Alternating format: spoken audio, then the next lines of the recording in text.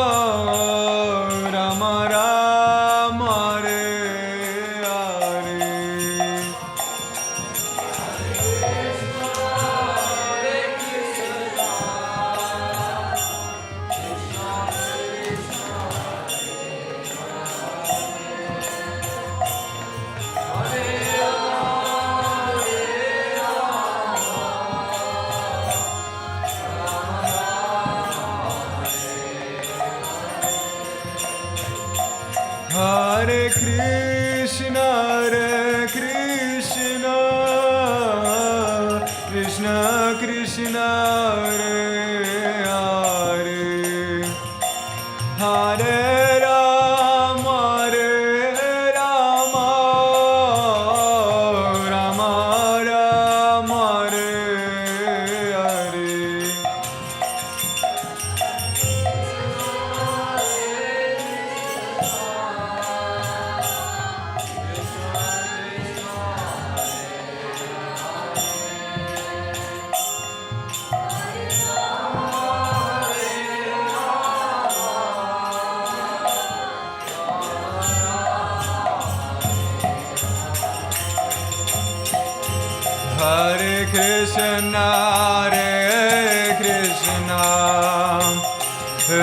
Krishna Krishna, Hare Hare, Hare Rama, Rama Rama, Hare Hare.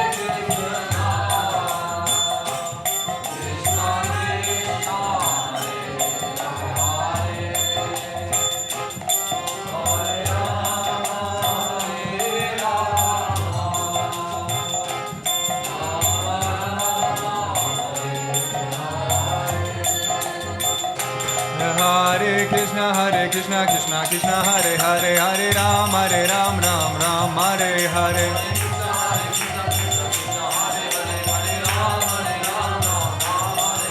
Hare Krishna. Hare Krishna, Krishna Krishna, Hare Hare, Hare Ram, Ram Ram, Hare Hare. Hare Krishna, Krishna Krishna, Hare Hare, Hare Ram, Ram Ram, Hare Hare.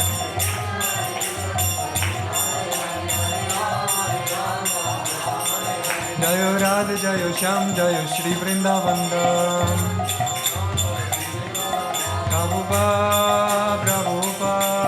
Prabhupada, Jaya Shila Prabhupada.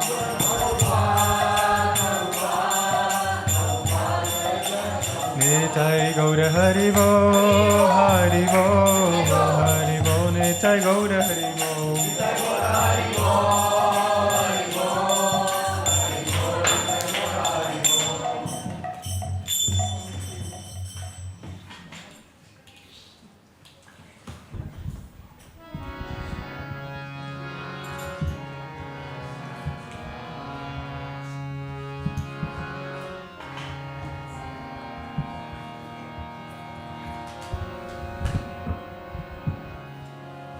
Jai Radha Madhava Kunja Bihari Gopi Jana Vallabha Giri Varadhari.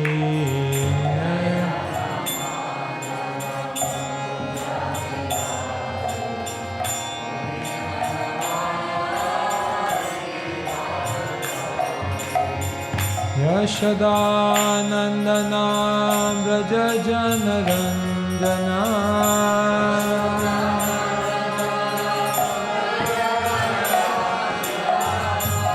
Yashodanandana Vraja Janaranjana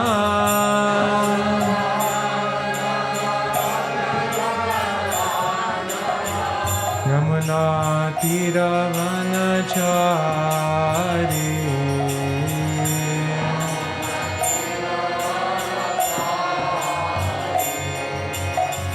Yamuna Tiravanachari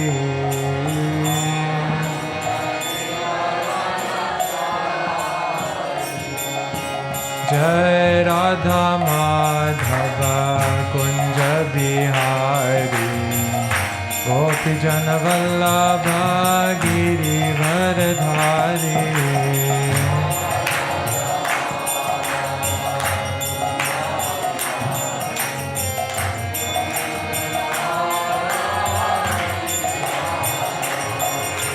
Jai Radha Madhava Kunja Bihari Gopi Jana Vallabha Giri Varadhari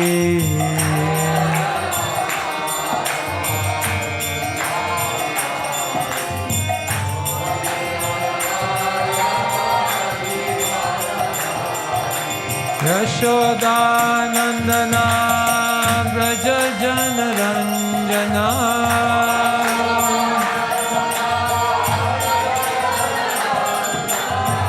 Yamuna Tiravanachari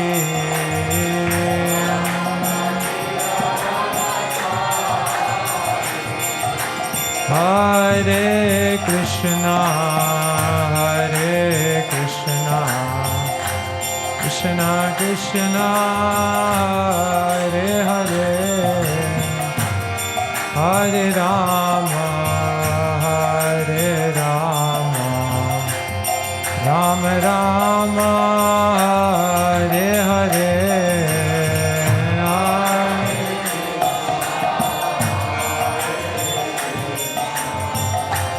Krishna Krishna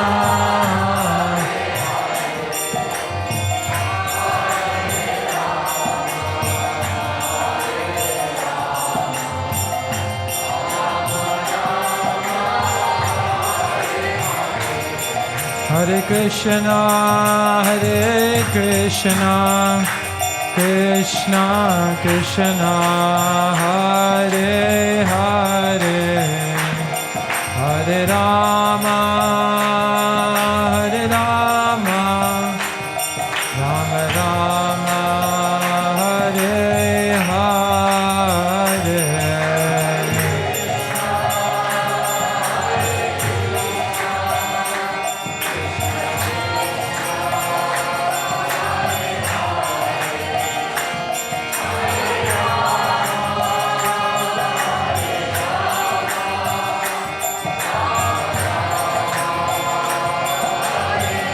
Nitai Gaura Hari Bol, Hari Bol, Hari Bol, Nitai Gaura Hari Bol.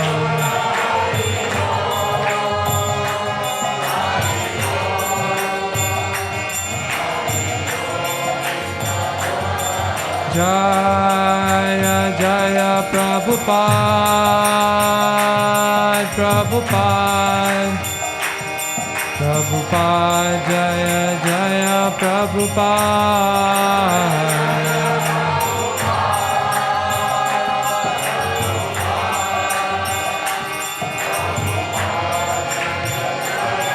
Jaya Jaya Prabhupada, Prabhupada, Prabhupada, Jaya Jaya Prabhupada.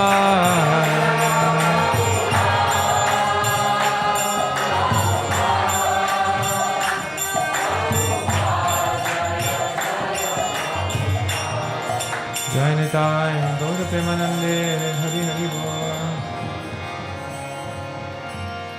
Mama Jnanatimirandhasya Jnananjanashalakaya Chakshurunmilitam Yena Tasmai Shri Gurave Namaha Shri Chaitanya Manobhishtam Stapitam Yena Bhutale Swayam Rupa Kadamayam Dadati Swapadantikam Vandeham Shri Guru Shri Yata Padakamalan Shri Gurun Vaishnavamscha Shri Rupam Sagrajatam Sahagana Raghunathanvitam Tam Sajivam Sadvaitam Savadhutam Parijana Sahitam Krishna Chaitanya Devam Shri Radha Krishna Padan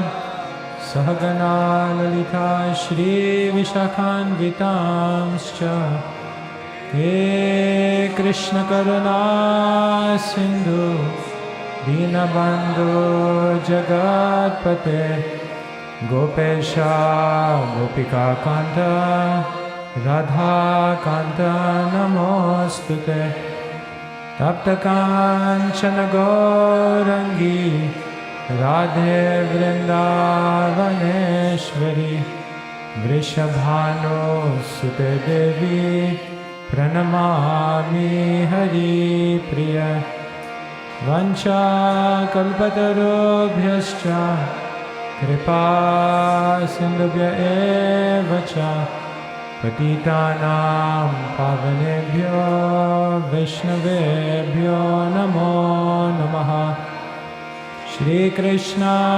Chaitanya Prabhu Nityananda Shri Advaita Gadadhara Shrivasadi Gaur Bhakta Vrinda Hare Krishna Krishna Krishna Hare Hare Hare Rama Rama Rama Hare Hare Śrīla Prabhupada ki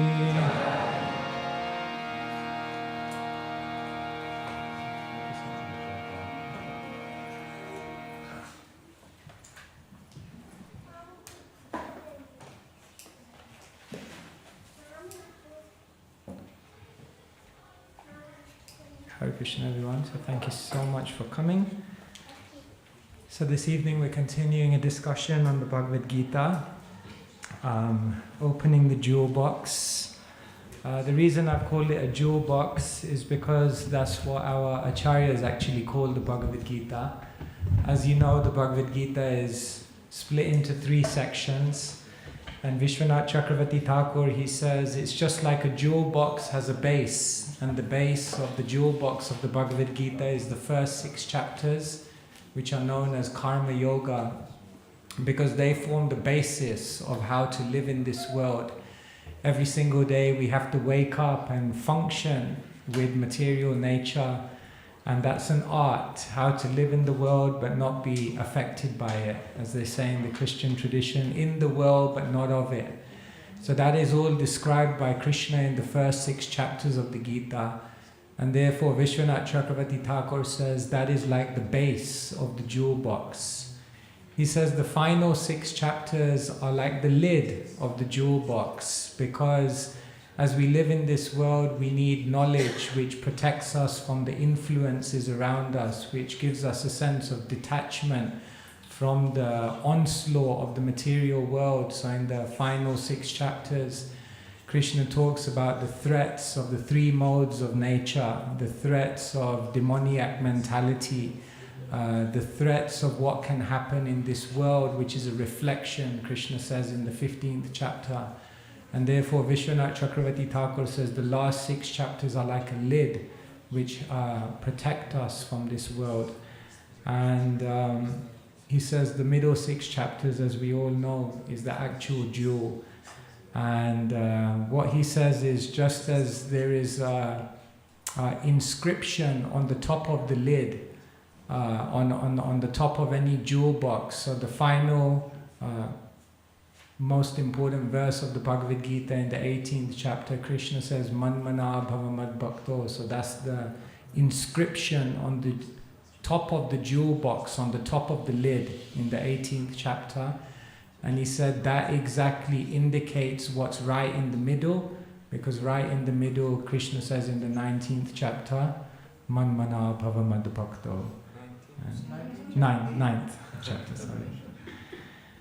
So right, whatever he writes on the lid, that is what is contained in the middle, because the 18th chapter verse and the 9th chapter verse mirror each other. So yesterday we talked a little bit about the history of the Bhagavad Gita, how it reaches us. We talked about the importance of having spiritual knowledge and how sometimes it's difficult because knowledge is lost. But by the grace of the Acharyas and specifically Srila Prabhupada, we get access again. We talked about some of the history of how the Gita comes down in Parampara and how we're receiving it through the spiritual line. And then we talked about once the Gita appears in this world, how many people commentate on the Gita. Actually, Krishna himself is the first to commentate on his own book. I forgot to mention this yesterday.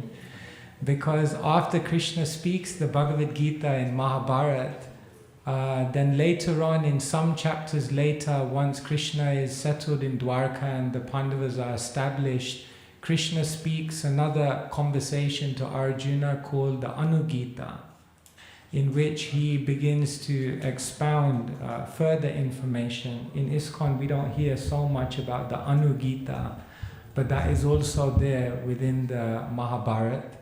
And then later on the eve of Krishna's departure from this world, he speaks another Gita to Uddhava this time. That's known as the Uddhava Gita. And Srila Prabhupada in the Bhagavatam, he writes that in order to complete the knowledge of the Bhagavad Gita, Krishna spoke the Uddhava Gita before he left this world.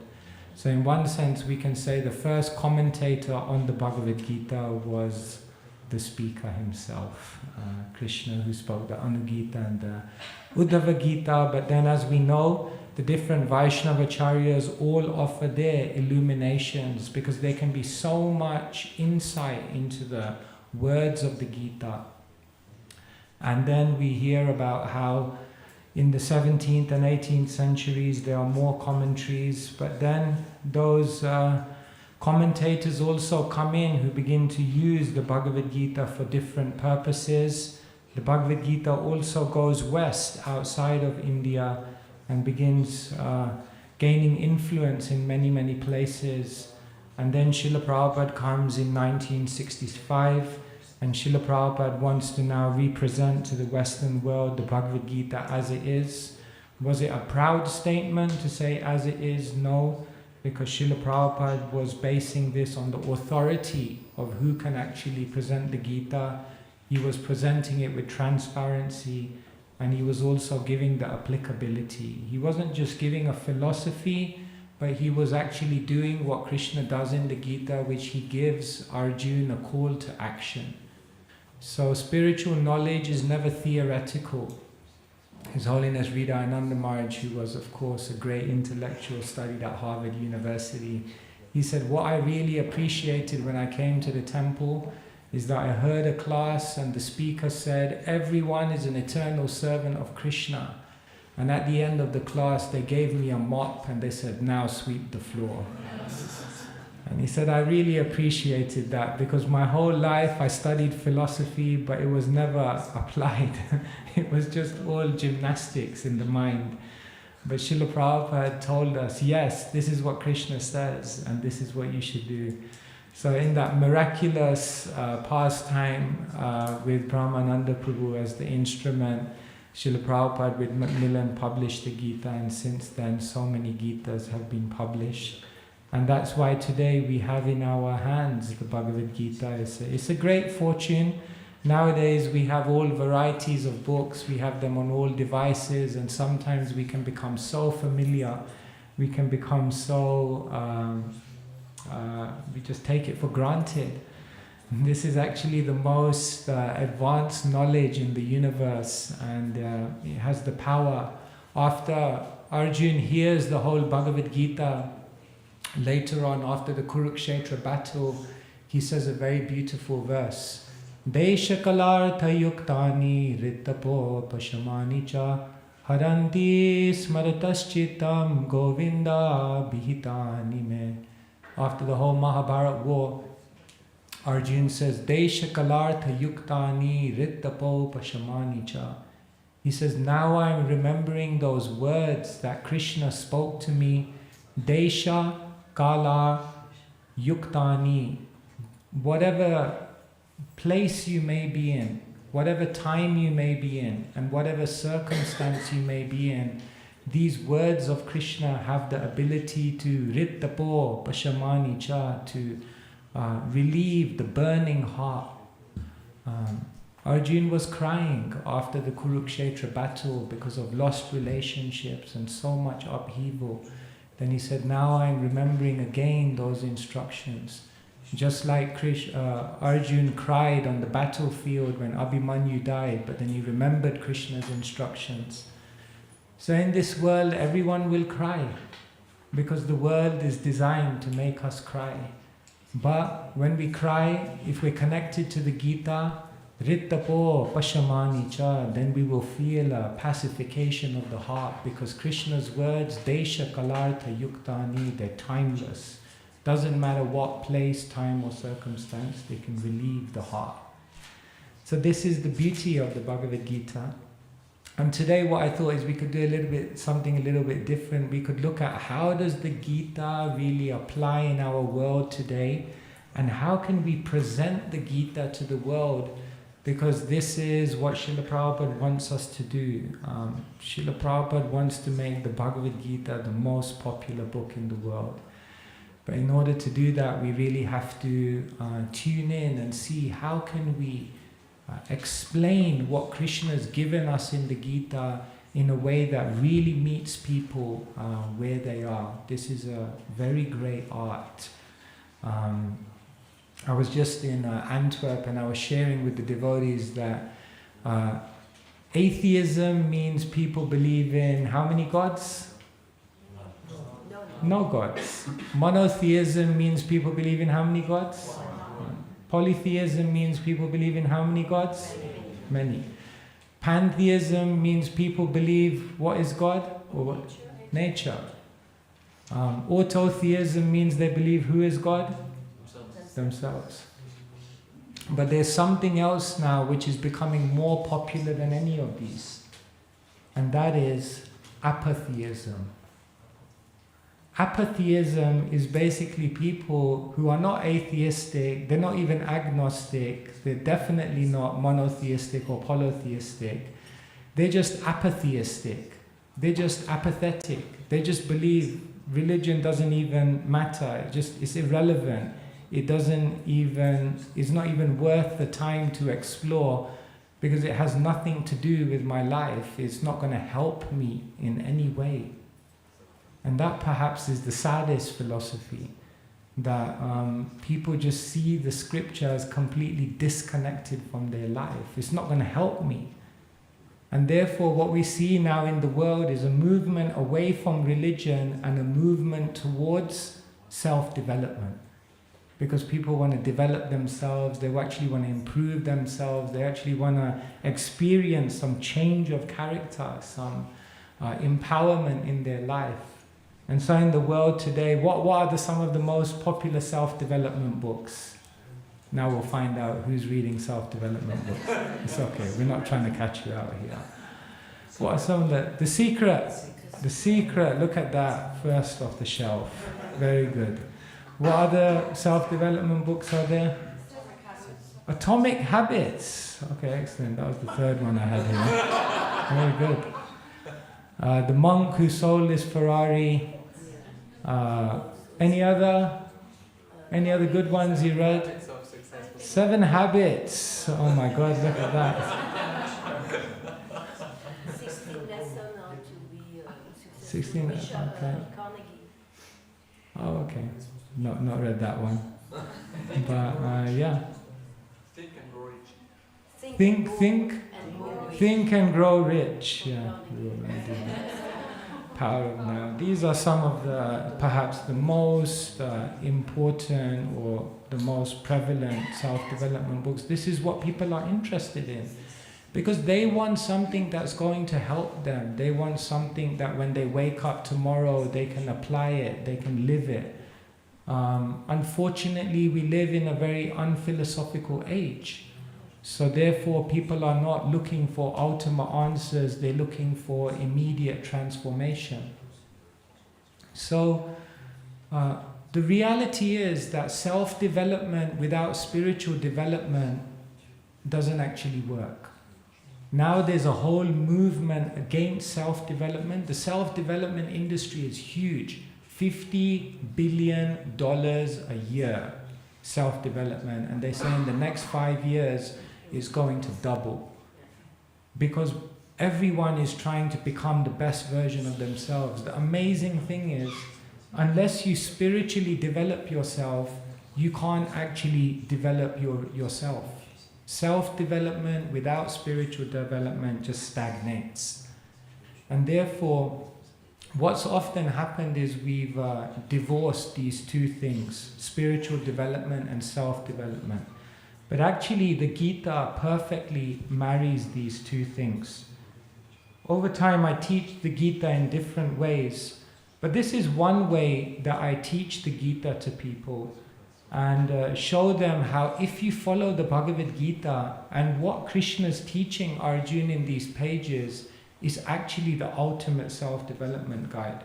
Because the first thing that Krishna teaches Arjuna is how to redefine success. You can't be successful everyone wants to be successful. That's the basis of self-development. But you can't be successful unless you've defined success. And therefore, if you look at the first chapter of the Bhagavad Gita, the whole thought process of Arjuna is that he's basically challenging himself as to what his definition of success is. And Arjuna is saying, what I'm actually about to achieve here, is it really going to make me happy? And the most amazing thing is most people don't even do that first step of challenging their definition of success. And therefore you can't discover what true success is until you identify what success is not. And therefore the whole first chapter of the Gita is all about redefining success. Then what I share with people is the second chapter of the Gita is all about rediscovering your identity. One of the biggest things in the world now is authenticity. Most people feel like they're suffering from what they call imposter syndrome. They're doing something, they're acting in a certain way, they're playing a role, but they're not really able to be themselves.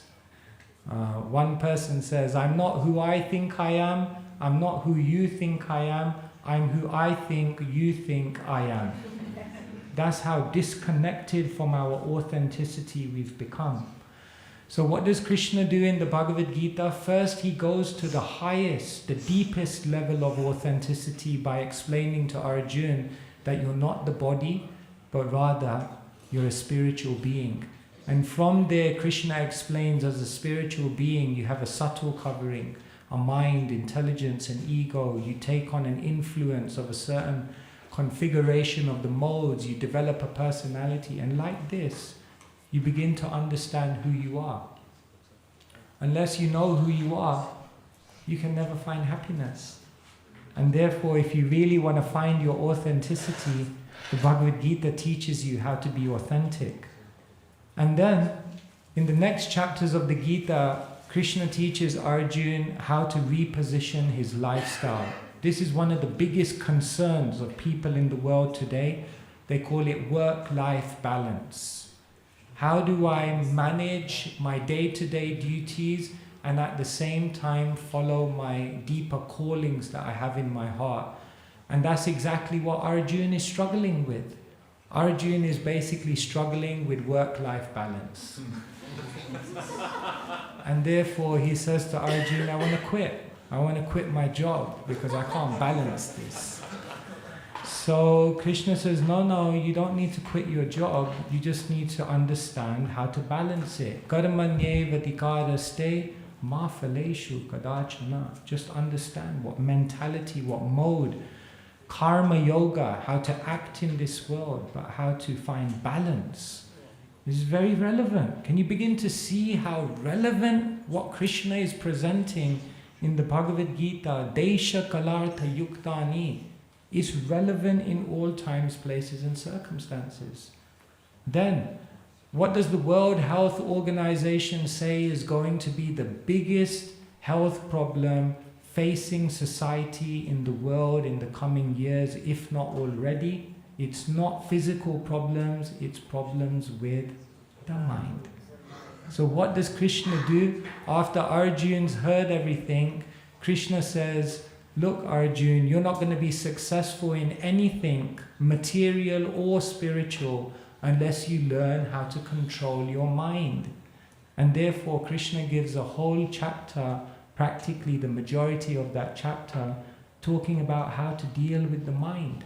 And not just superficial ailments for the mind, but a deep understanding of the dynamics of how the mind, the soul and the body are interacting with each other. Krishna is giving the most practical knowledge. And then, do we just seek success in our life? No, we seek relationships, we seek love. And so in the Bhakti chapters, Krishna begins to explain how to reawaken true love. The interesting thing is, if you look at the Bhakti chapters of the Bhagavad Gita, they're actually talking about the dynamics of how we can connect to Krishna in pure love. But if you take the principles of what Krishna says we should do with him in order to connect with him in pure love, if you take the principles of those things and you apply it to your relationships of this world, they still work. There's many things which Krishna teaches in the Bhagavad Gita about how to develop bhakti for him, which are universal principles which will work in any relationship. And therefore, even if an atheistic person wants to read the Bhagavad Gita, they can still get something out of it, even if they don't believe in Krishna. But what Krishna says in these chapters is that if you really want to have the deepest relationships of love, then first you connect with me. First we establish that deepest relationship, and from there every other relationship will flourish. And then Krishna talks about how to reconnect with divinity. In 10 and 11 and 12, he's basically explaining how to detect the Supreme Lord everywhere. This is very relevant, because sometimes people try to draw a barrier or an aggressive demarcation between science and spirituality. They say science is that which can be perceived, that which can be seen, that which can be experienced and empirically proved, and spirituality is just about faith.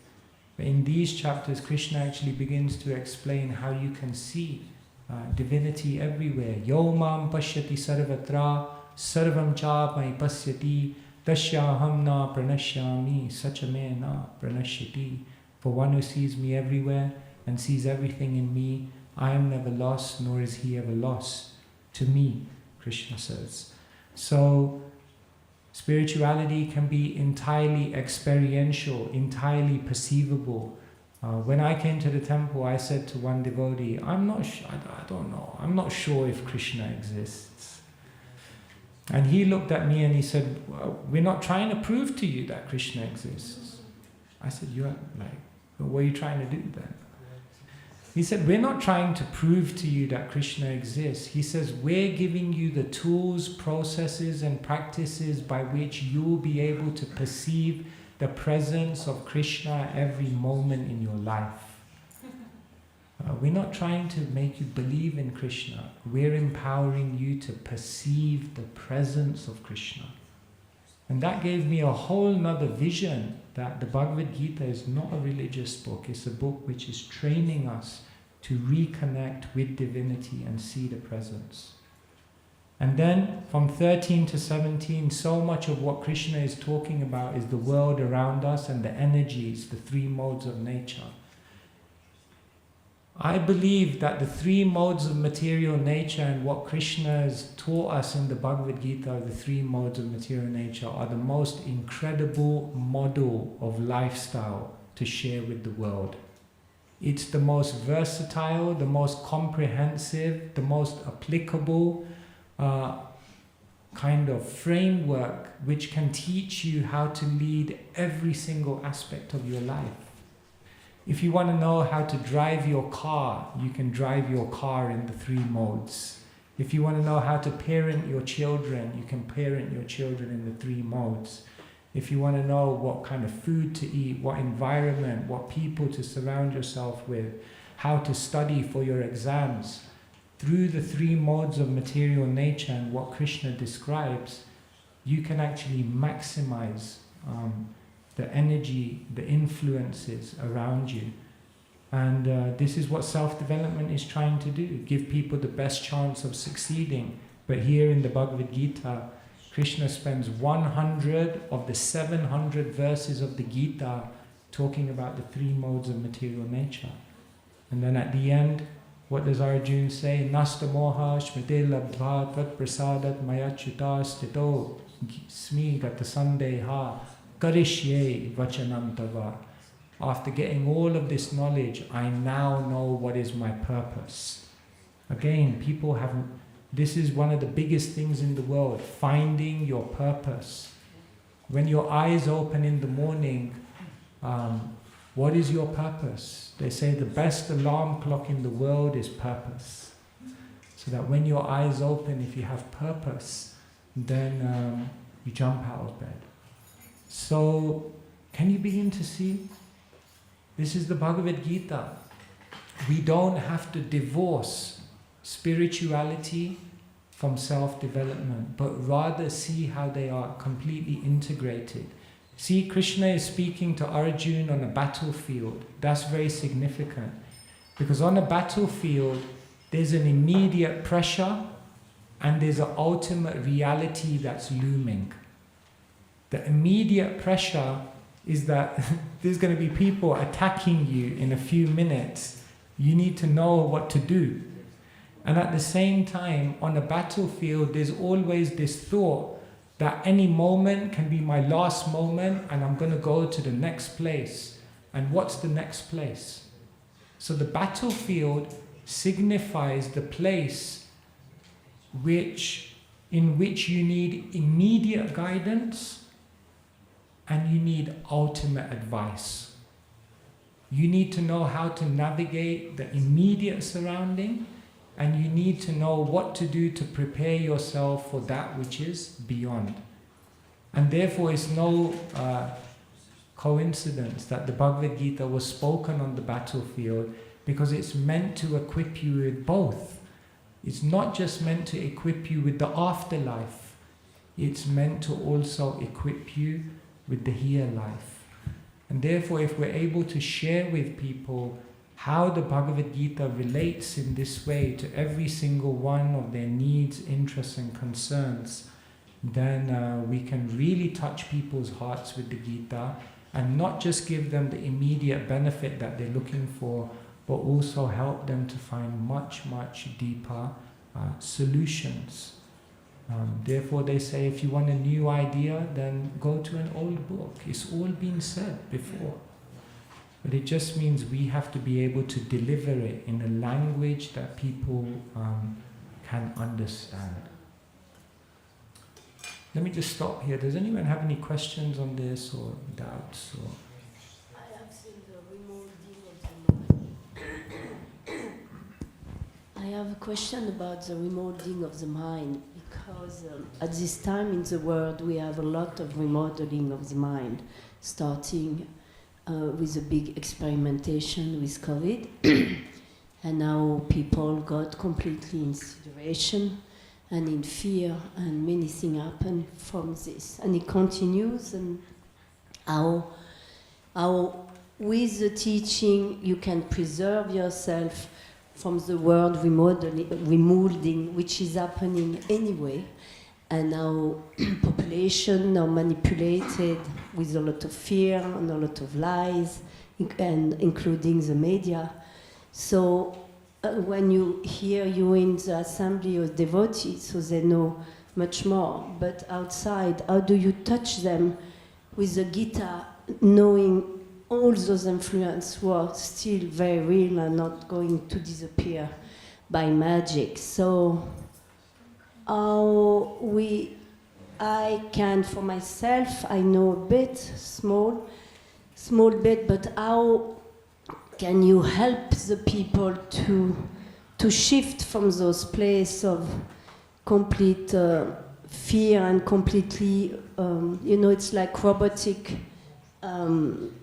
empty brain, and you can see it, people. I was in Derby just watching this little town, and you only see people eating and drinking. It's nothing else. It was very scary. So I thought, wow, what's happening in the mind? You can feel the energetic of what's going on. How can you help on this, please? Yeah, people have no guidance on what to do with the mind, because practically people have no disconnection time from the mind. They're just in their mind, in that world, and they're just constantly cycling in that world all day, and there's no opportunity for them to take a distance and step away and observe their own mind. And therefore, times when you disconnect from the mind and just observe the mind, that is basically what we're trying to teach people. In the world now, they call it mindfulness. So that's the whole idea of mindfulness, and why that movement has become so big. Because people realize that we're constantly in our mind, and therefore we just get caught in that illusion of the mind. But mindfulness means to step away and to be more conscious of your thoughts. So this is what we have to teach people. But the first thing that Krishna teaches is that you have to disassociate from the mind. And that's the thing that most people don't understand. Instead of identifying with the mind, you have to identify the mind. Most people are identifying with the mind, but Krishna is teaching, identify the mind. You're separate from the mind, and therefore watch your thoughts and let things go, remode your patterns. And therefore then, yes, of course, we have to teach people about meditation, about other introspective techniques, about how to live in sattva. You see, what we're teaching here, the ultimate teaching of the Gita is prema, pure love. And when you get that, everything is solved. But there are other things that the Krishna teaches in the Bhagavad Gita. Along with teaching prema or love, Krishna also teaches dharma. Krishna also teaches sattva. Krishna also teaches achar. So dharma means how to understand your nature.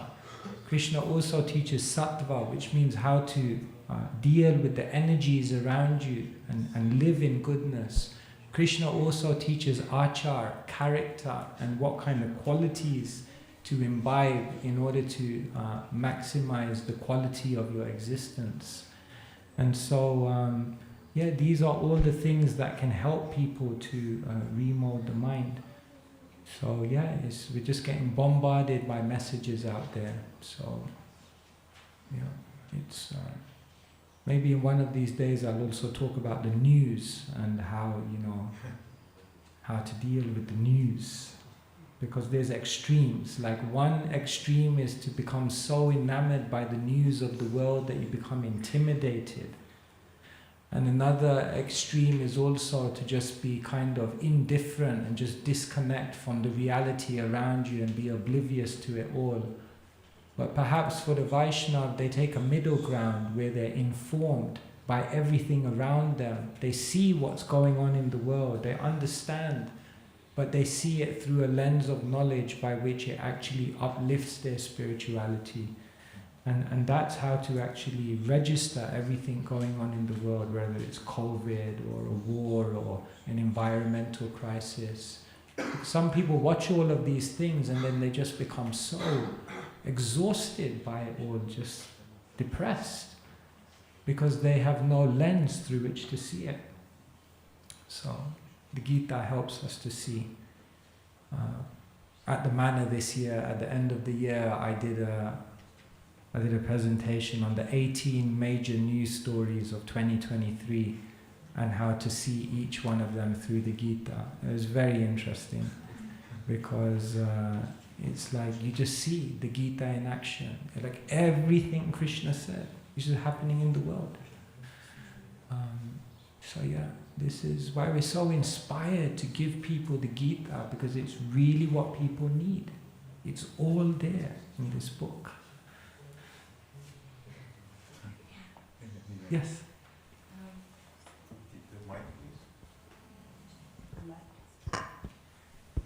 So I have a question. In Radhadesh, we're very lucky that we attract every month about 15 people to come to yoga retreats. And we try and talk to them about mindfulness and all kinds of, let's say, yogic practices. But every time I try and integrate some Krishna consciousness, if I do a meditation, we meditate about Vishnu, then I notice there's some resistance and there's as if it was fear. And sometimes I wonder if it's the same as with a guided tour. Sometimes we notice people, they don't even want to come, they will do the whole tour of the castle, but they won't come in the temple room, as if they feel that if they come in, something's going to change. And I feel that in the same way in a yoga class, that sometimes you can try and bring it in, but it's as if they pull back. And I'm wondering, how do you introduce it in a way that they can open up and it can speak to them? Yeah. Well, it's interesting in the Bhagavad Gita that when Krishna begins his dialogue with Arjuna, he doesn't begin by talking about his position. He first begins by talking about Arjuna's position. Let's start with you. We'll talk about me later. He says, Arjuna, who are you?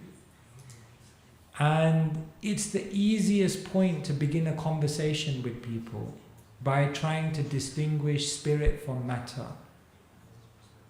Everyone feels the limitations of material life. Everyone feels the limitations of the material body. They did a survey to find out the 4 top ways in which people relax in this world. And you know what the 4 top answers were? Number 1, intoxication. Number 2, go to sleep. Number 3, take a holiday. And number 4, watch a movie. What do all 4 of those activities have in common? They disconnect you. They're an escape. What people are trying to do to relax is they're basically trying to escape their materialistic world. But none of it is a permanent escape. Because when you go to sleep, you wake up, the movie ends, the intoxication runs out, the holiday comes to an end.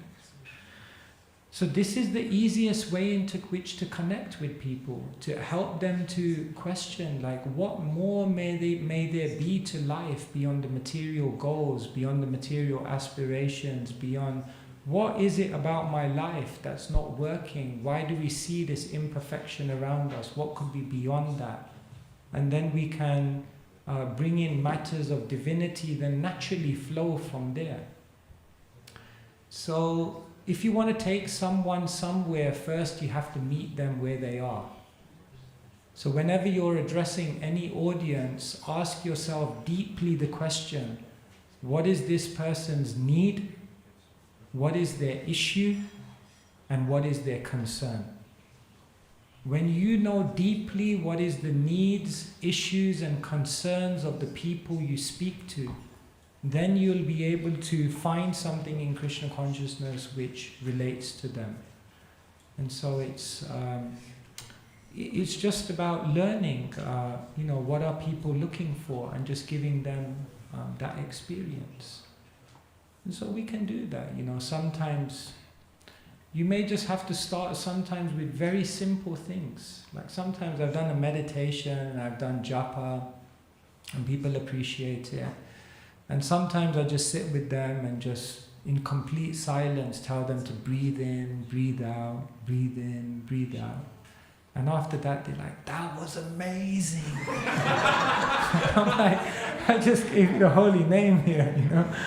They kind of liked the holy name, but it was like just the breathing in and out was like, you know, like a paradigm shift, you know. It's like I could make a living from this, you know.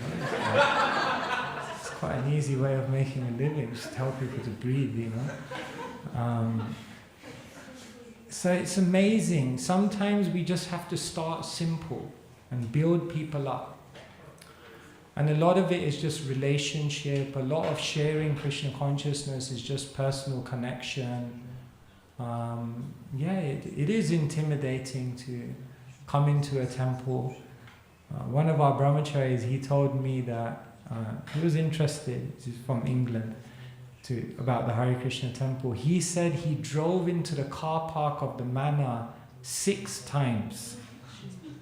And 6 times he drove to the car park, but he couldn't bring himself to walk out of the car. And on the 7th occasion, he managed to.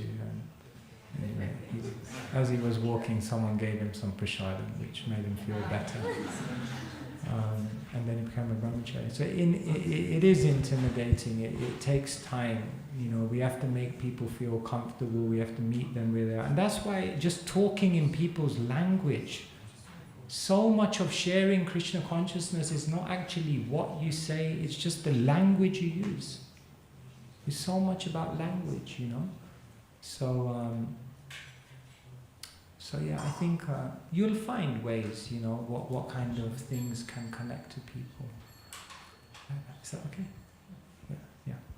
Maharaj, you were saying that Bhagavad Gita is very relevant even for atheists.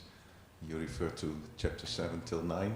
Yeah. So you know what my question is. Can you give some verses that you think are relevant? So my point is, what I sometimes tell to people who are atheists is I don't try to pretend that the Bhagavad Gita is not a book of God. It's not a book which is talking about God. But what I say to them is that even if you don't believe in God, there's still so many principles in this book which can just help you in your life.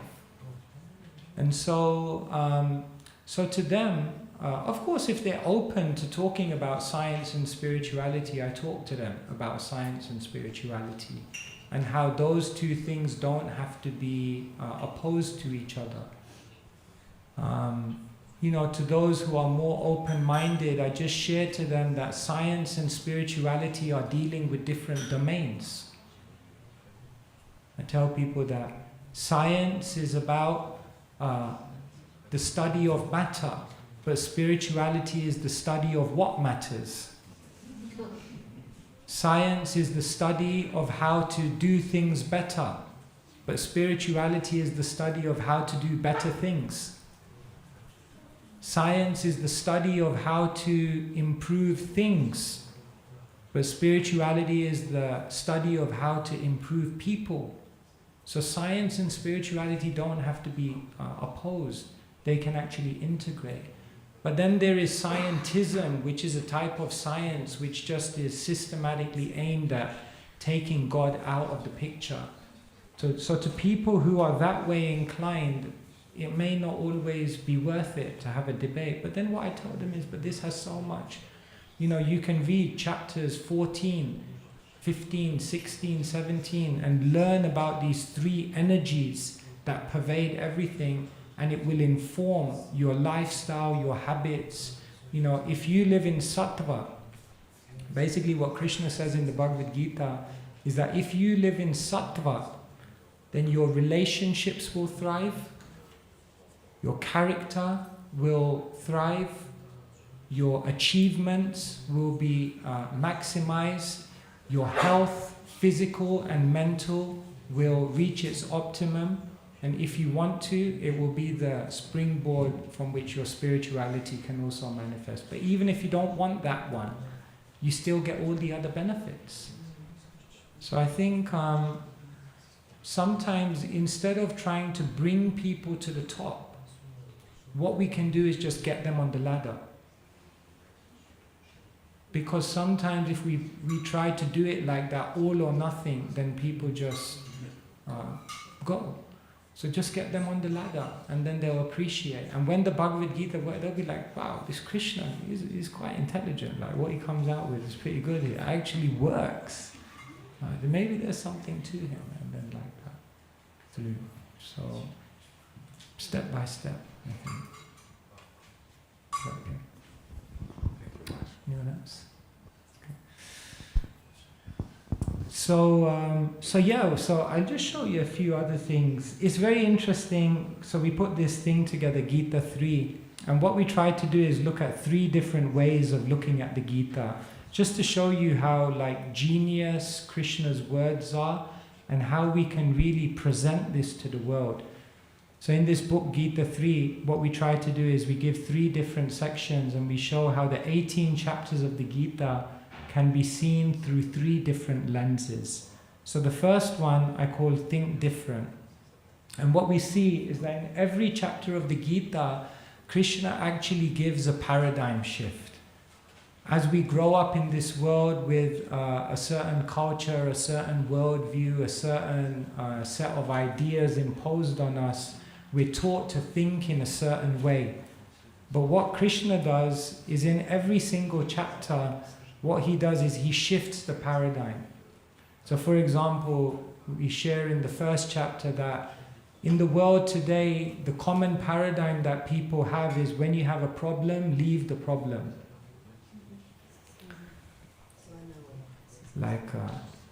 But Krishna teaches learn from the problem. Someone wants to write a book, I heard, called Dealing with Disappointments. We won't mention who it is.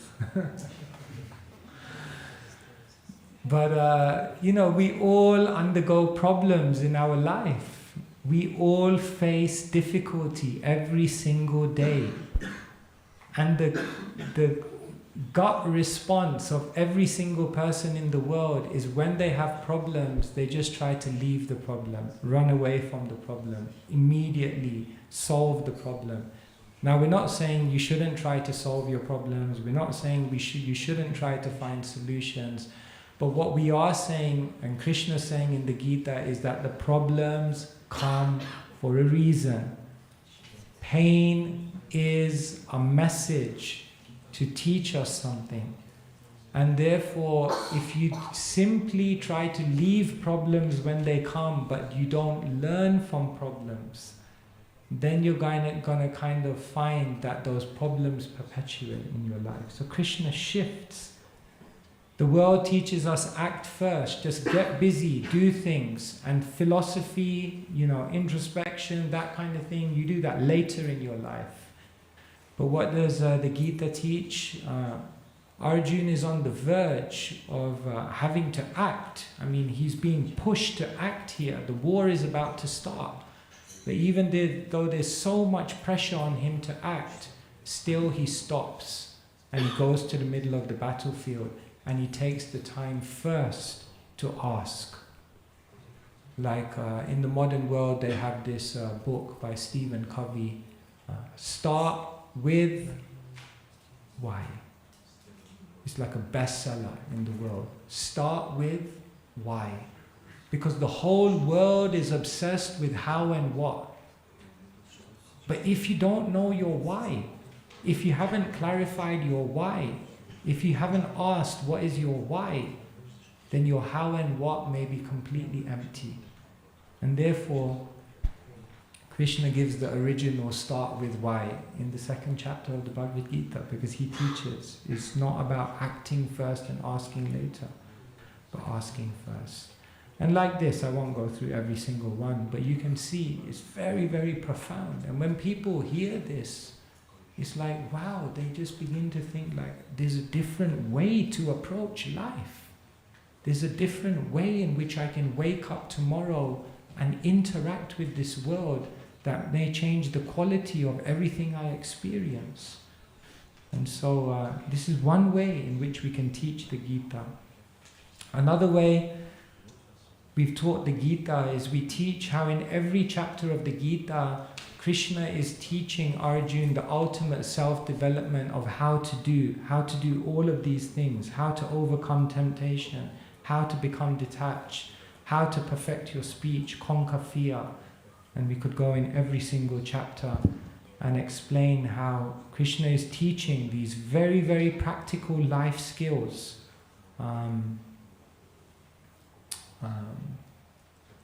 For example, I'm trying to remember his name. Was one of these neo-atheists? No, he's very big. Sam Harris? Not Sam Harris, another one? Richard Dawkins? Not Richard Dawkins, another one. It's one more. There's one or two more. Anyway, I can't remember his name, but his whole thing is based on this concept of Krishna in the 3rd chapter of overcoming temptation. That if humankind can learn this art of avoiding their kind of carnal temptations, their immediate impulses, then their life will just shift. So it's very powerful. He's Christian. He's I don't know. Sorry, he's not neo-atheist. He's a Christian, like Jordan Peterson. Jordan Peterson. That's the one. Jordan Peterson. He's huge, and this is one of his main teachings about how to actually control one's impulses and restraint. Restraint is a huge thing. So this is what Krishna teaches in the 3rd chapter of the Gita, because Arjuna asked this classic question: why is it that even when I know the best thing to do, that still I'm forced to act as if impelled against my own will? So Krishna teaches it in the Gita. He explains about lust and how to overcome lust. One thing we also try to do with the Gita is make it very, very practical. And try to, in this book, we try to give different thought exercises which can deepen our mananam. You see, the Vedic process of teaching goes through different stages: Shravanam, Mananam, Nididhyasanam. So we hear, but then we have to deeply contemplate. Then when we deeply contemplate, we create some change in our life, and in that way the knowledge gets embedded within a deeper space and within our consciousness. So I'll give you an example of how we facilitate, because in the world today, most of us are not able to do this mananam, this deep contemplation. We do a lot of shravanam, a lot of hearing, we grasp a lot of philosophy, but how deep it goes will be dependent on how much we contemplate. So I'll give you an example. Here in the 6th canto, Jai Shri Radha Gopinath ki, Jagannath Baladev Subhadra Maharani ki, Shri Govinda ki.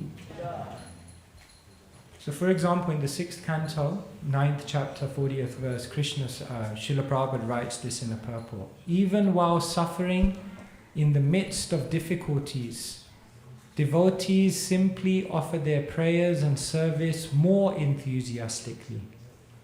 In this way, they become firmly fixed in devotional service and eligible to return home, back to Godhead, without a doubt. Who thinks they're a devotee? Even while suffering in the midst of difficulties, devotees simply offer their prayers and service more enthusiastically. How many of us feel like we're there?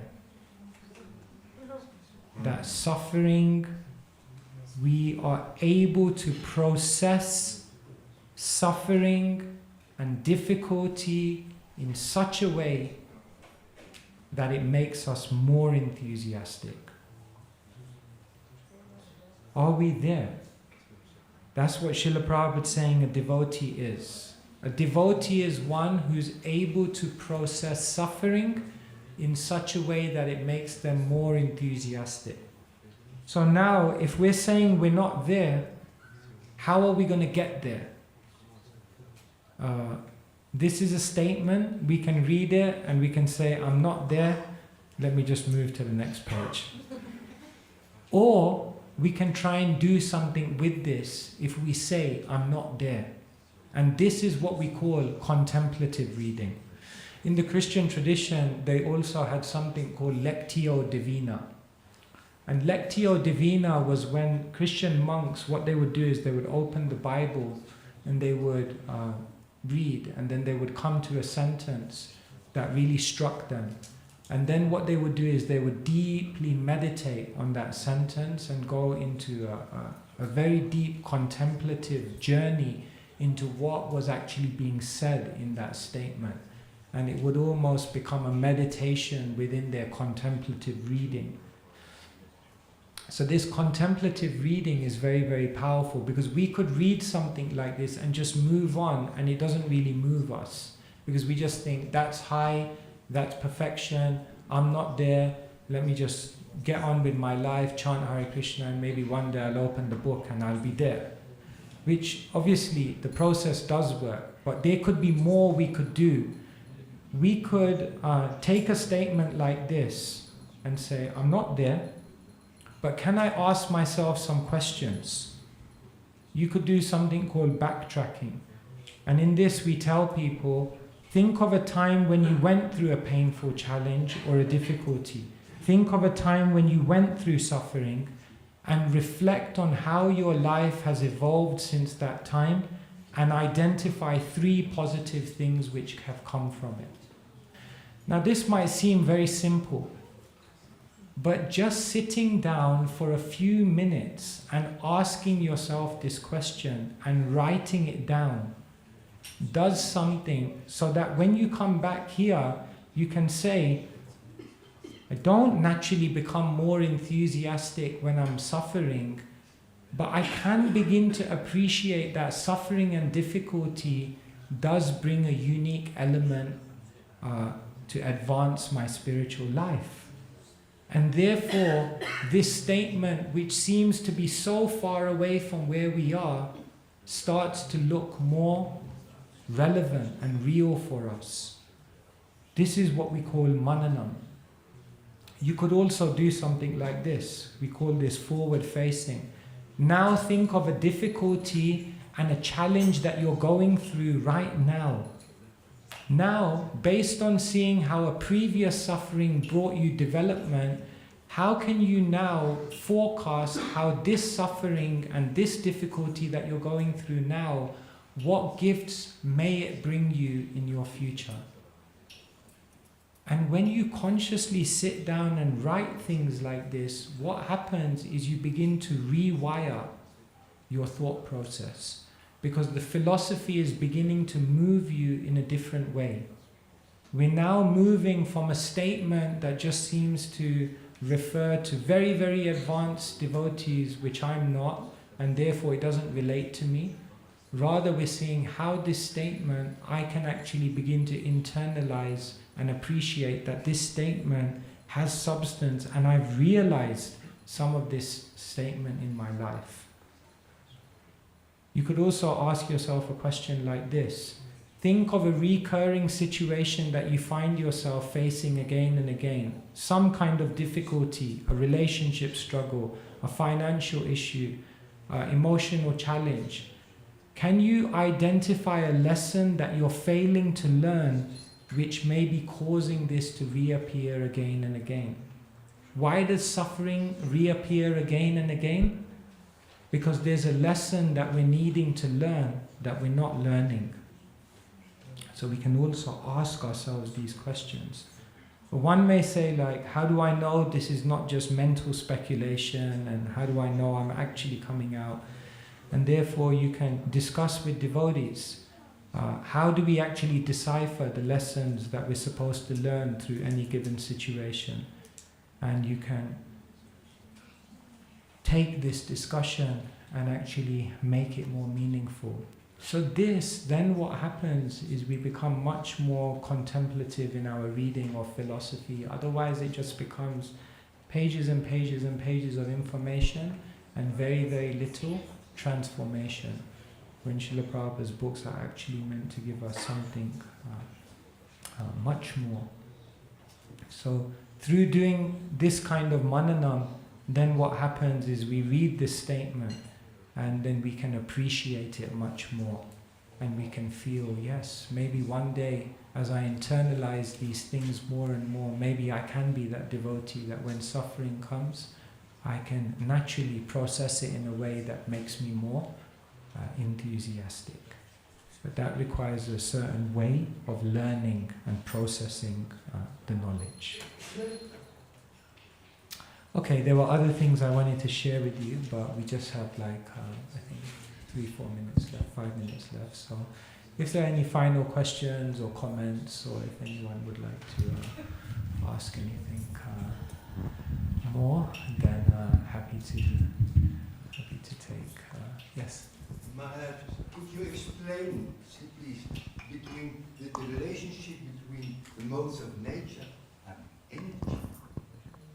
So between matter and energy, between modes of energy.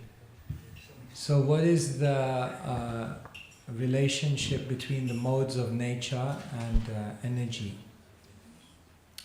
So of course different people use the word energy in different contexts, but Krishna and in our Vedanta understanding, there are different types of energy.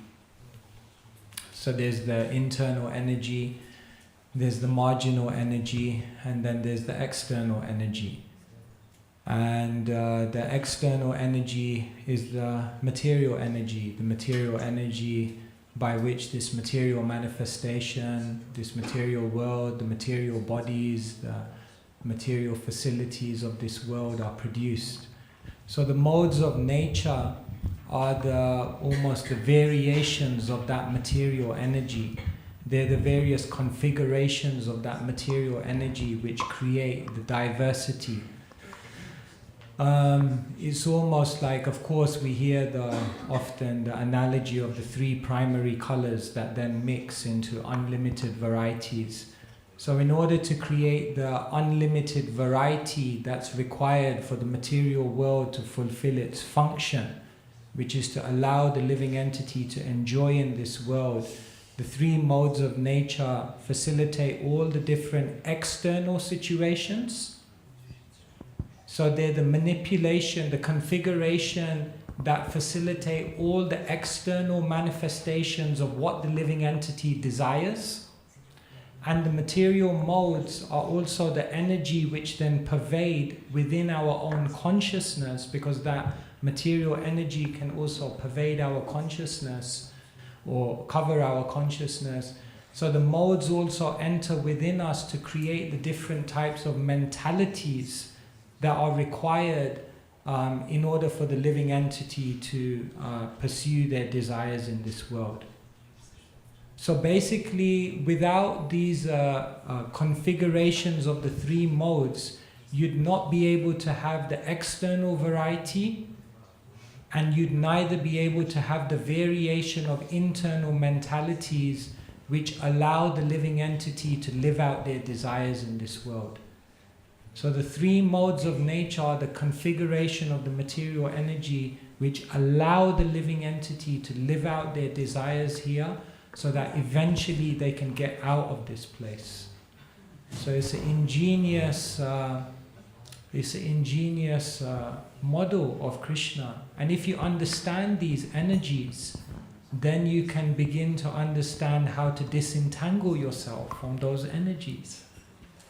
Most people find spiritual life difficult because they don't know how to deal with the energies around them. Therefore, if you're trying to swim against the current, it's very, very difficult. Therefore, you have to swim with the current. Then with minimal energy, you get maximum gain, you get maximum traction. But because most devotees or most people in the world are just working against the modes, they're not imbibing the right modes in their life, then they become disempowered. So,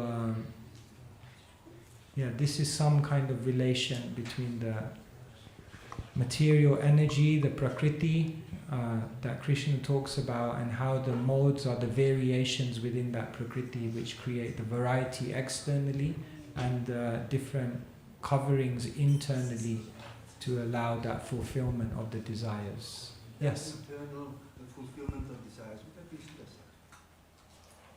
so Vishuddha Sattva is when Vishuddha Sattva consciousness means when one has developed a certain amount of transcendence, that they go beyond the modes. So Krishna says, Mam chayo vyabhicharena bhakti yogena sevate sagunan samatityetan brahma bhuyaya kalpate. So, Sattvam Vishuddham Vasudeva Shabditam. When one becomes absorbed in Vasudeva and he transcends the modes by his devotional accomplishment, then he becomes situated in Vishuddha Sattva, which means purified goodness. And then he's no longer, or she is no longer affected by the modes. So that's what we're trying to do. Krishna says, Tribir Gunamayi, practically everyone in the world is covered by the modes. So first we try to go to goodness, because goodness is clarifying, goodness is illuminating, goodness allows one to think more clearly, and then from there, by devotional accomplishment, we become free, even beyond goodness. That's Vishuddha Sattva. Is that okay? Alright, I think the curtains are about to open, so we'll continue on in the coming days discussing the Bhagavad Gita. Thank you very much. Srila Prabhupada ki jai.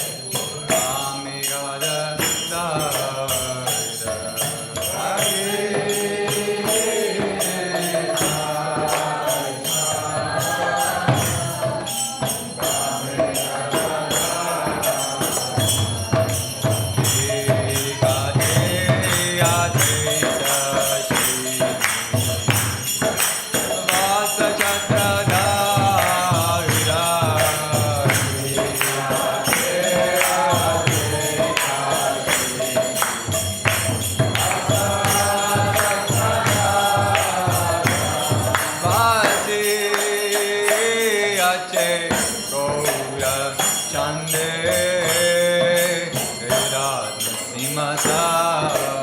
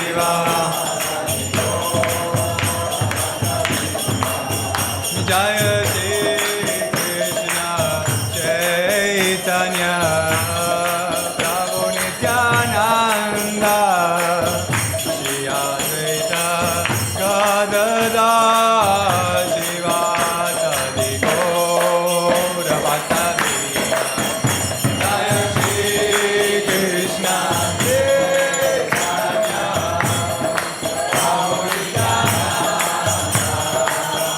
Shri Advaita Srivasadi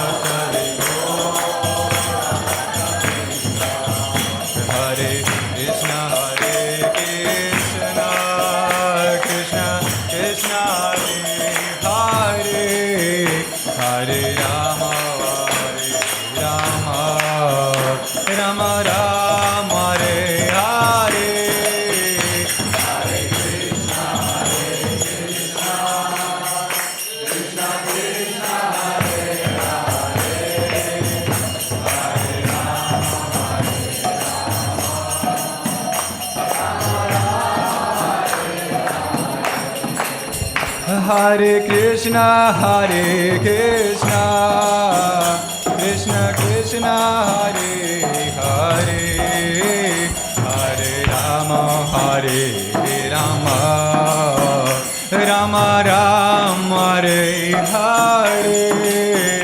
Hare Krishna, Hare Krishna, Krishna Krishna, Hare Hare,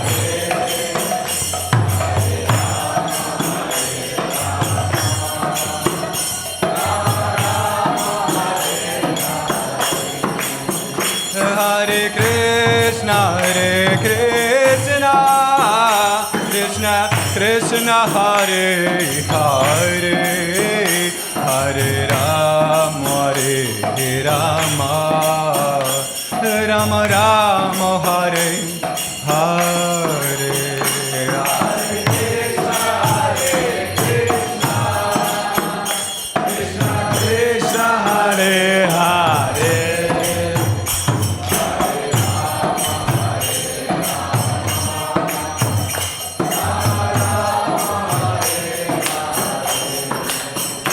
Hare Krishna, Hare Krishna, Krishna Krishna, Hare Hare, Hare Rama, Hare Rama, Rama Rama, Hare Hare. Hare Krishna, Hare Krishna, Krishna Krishna, Hare Hare.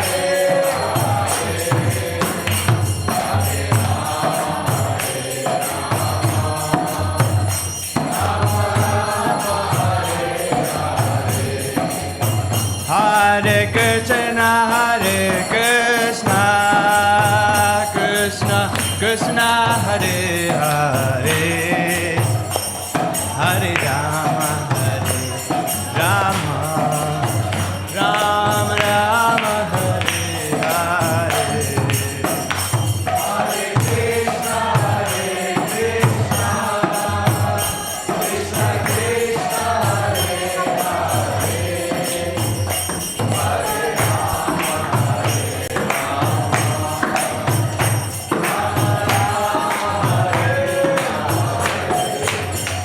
Hare Krishna, Hare Krishna, Krishna Krishna, Hare Hare, Hare Rama, Hare Rama, Rama Rama, Hare Hare. Hare Krishna, Hare Krishna, Krishna Krishna, Hare Hare Krishna, Hare Krishna, Krishna Krishna, Hare Hare, Hare Rama, Hare Rama, Rama Rama, Hare Hare. Hare Krishna, Hare Krishna, Krishna Krishna, Hare Hare, Hare Rama, Hare Rama, Rama Rama, Hare Hare.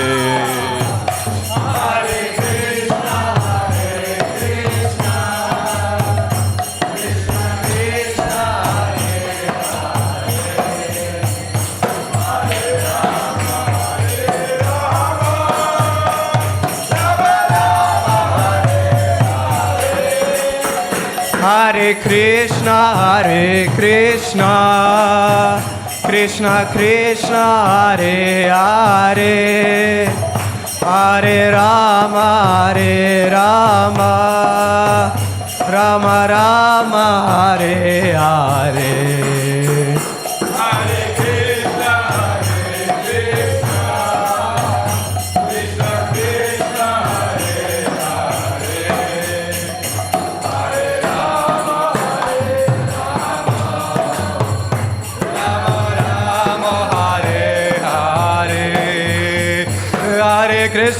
Hare Krishna, Krishna Krishna, Hare Hare, Hare Rama, Rama Hare Hare.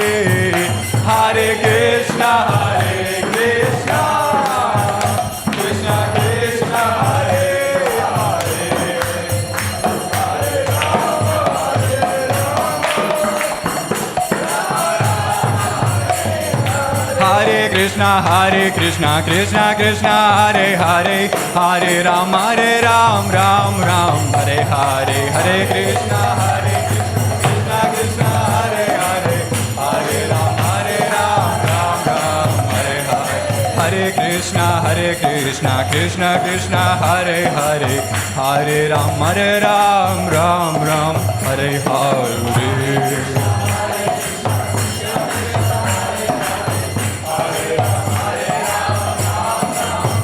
Hare Krishna, Krishna Krishna, Hare Hare, Hare Ram, Rama Rama, Hare Hare.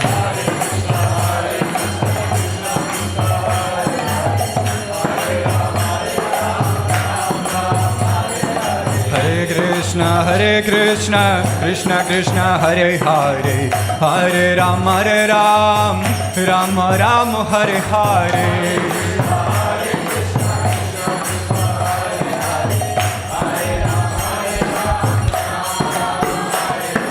Hare Krishna, Krishna Krishna, Hare Hare, Hare Ram, Ram Ram, Hare Hare. Hare Krishna, Krishna Krishna, Hare Hare, Hare Ram, Ram Ram, Hare Hare. Hare Krishna, Krishna Krishna, Hare Hare, Hare Rama, Rama Rama, Hare Hare, Hare Krishna, Krishna Krishna.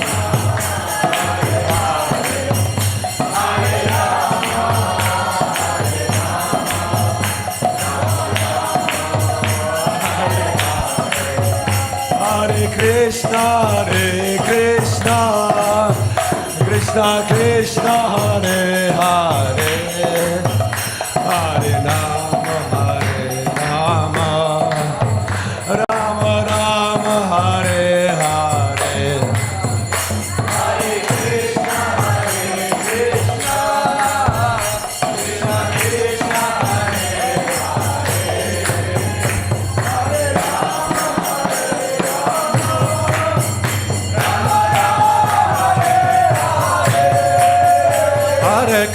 Hare Hare Krishna, Krishna Krishna, Hare Hare, Hare Rama, Rama Rama, Hare Hare. Hare Krishna, Krishna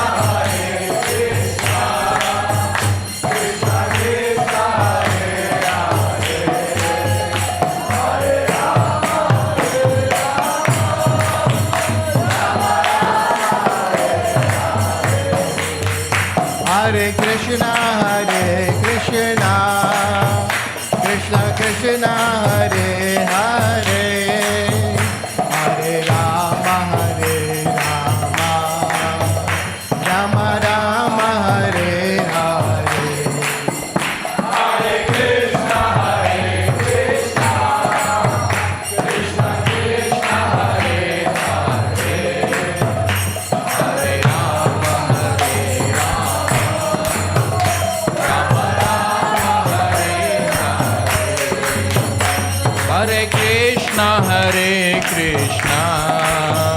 Krishna Krishna Hare Hare, Hare Rama Hare Rama, Rama Rama Hare Hare.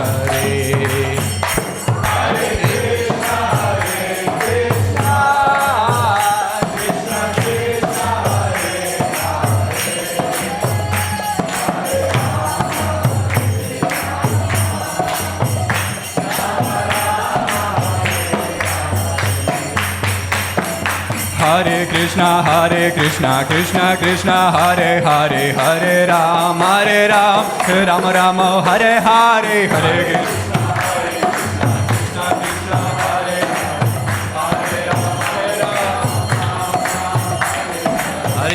Hare Krishna, Krishna Krishna, Hare Hare, Hare Ram, Ram Ram, Hare Hare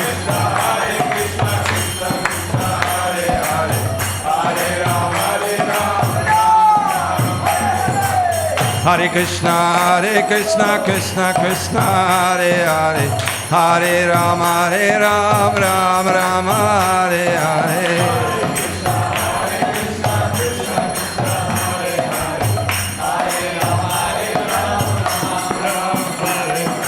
Hare Krishna, Krishna Krishna, Hare Hare, Hare Ram, Ram Ram, Hare Hare.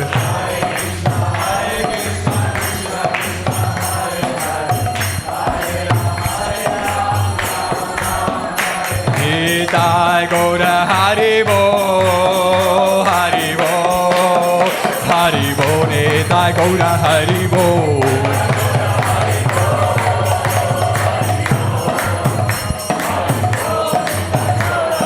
Nitai Gaura Haribo, Haribo, Haribo, Nitai Gaura Haribo.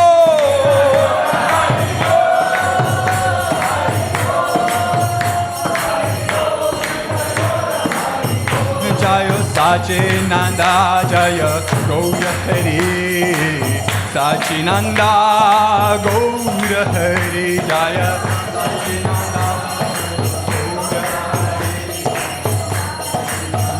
Jaya Gaura, Jaya Radha, Gopinath, Radha, Gopinath, Radha, Gopinath, Shri Radhe.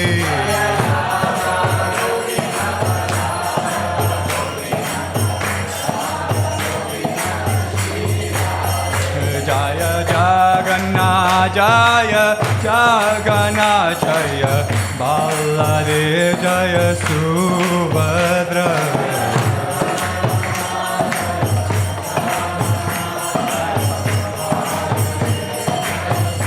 Jaya Jaya Prabhupada, Prabhupada, Prabhupada, Jaya Srila Prabhupada, Jaya Jaya Prabhupada.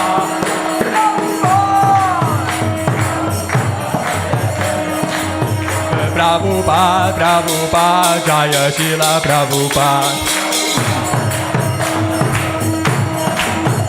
Prabhupada, Prabhupada, Jaya Srila Prabhupada.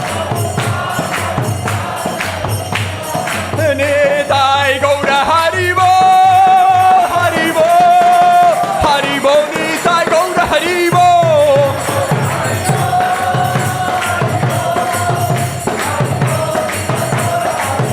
Haribo, Haribo, Nitai Gaura Haribo. Haribo, Haribo, Nitai Gaura Haribo. Gaura Brahmanande. Ayam Vishnupada Paramahamsa Parivrajacharya Stata Shri Srimad His Divine Grace A.C. Bhaktivedanta Swami Srila Prabhupada Ki Jayam Vishnupada Paramahamsa Parivrajacharya Stata Shri Srimad His Divine Grace Bhaktisiddhanta Saraswati Thakur Prabhupada Maharaj Ki Namacharya Haridas Thakur Ki Prem Shri Gaur Shri Krishna Chaitanya Prabhu Nityananda Shri Advaita Gadadhara Shivasadi Gaura Bhakta Vrinda Ki Shri Shri Radha Krishna Gopa Gopinath Shama Kund Radha Kund Giri Govardhan Ki Shri Vrindavan Mathura Dham Ki Maya Purnavadvip ki, Jagannath Puri Kshetra Dham ki, Ganga Mai ki, Yamuna Mai ki, Bhakti Devi ki, Tulsi Maharani ki, Yugadharma Harinam Sankirtan Yagya ki. Oh, glories to the assembled devotees. Oh, glories to the assembled devotees. Oh, glories to the assembled devotees. Oh, glories to Sri Guru and Gauranga.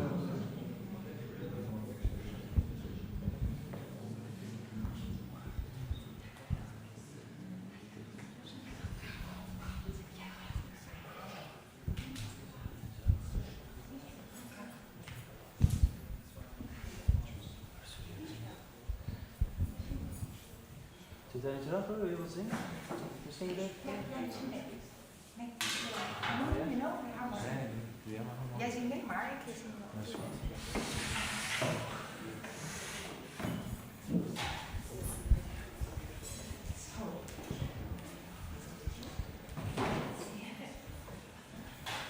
Namaste Narasingaya.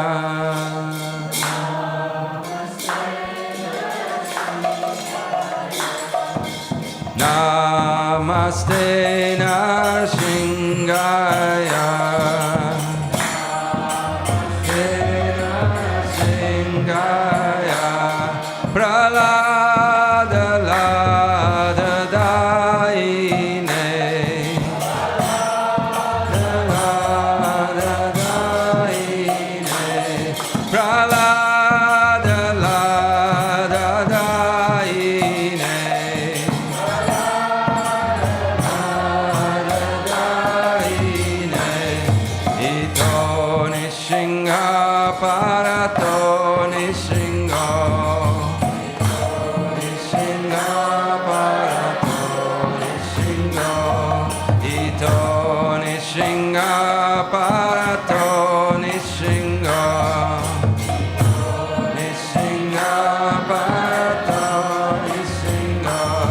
Yata yato yamita tani singa.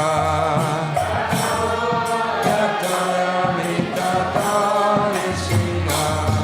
Yato yato yamita tani singa. Yato yamita tani singa. Vai ni singa iraye.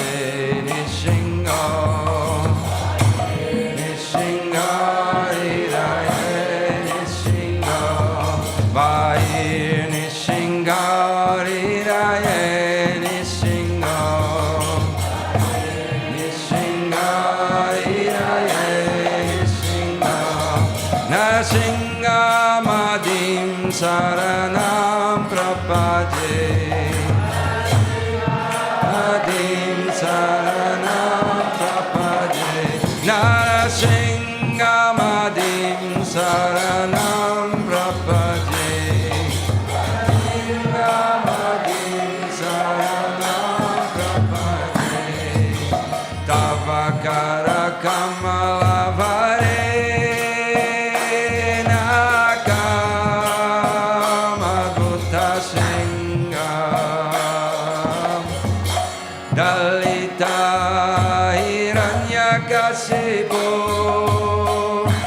Tano bringa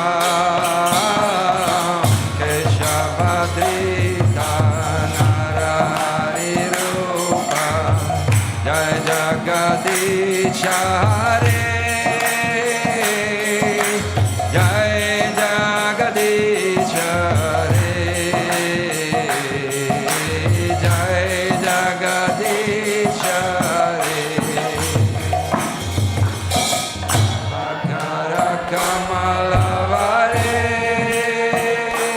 Nakamadantasinga Dalita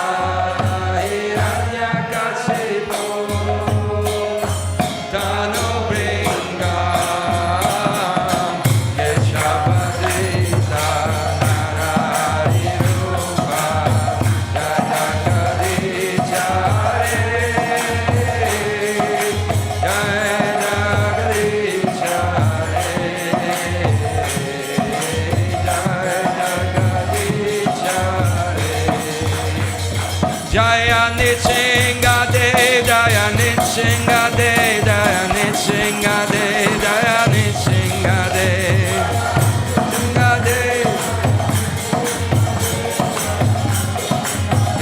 Jaya Nitsingade, Jaya Prahlad Maharaj, Prahlad Maharaj, Jaya Prahlad Maharaj, Jaya Prahlad Maharaj.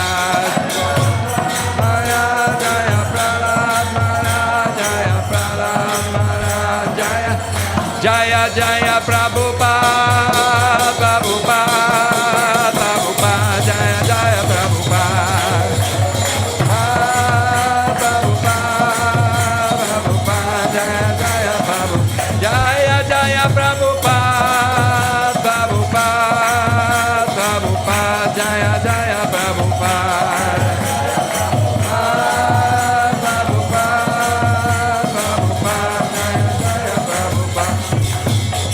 Singadev Bhagavan ki jai, Shri Prahlad Maharaj ki jai, Nitai Gaur Premanande.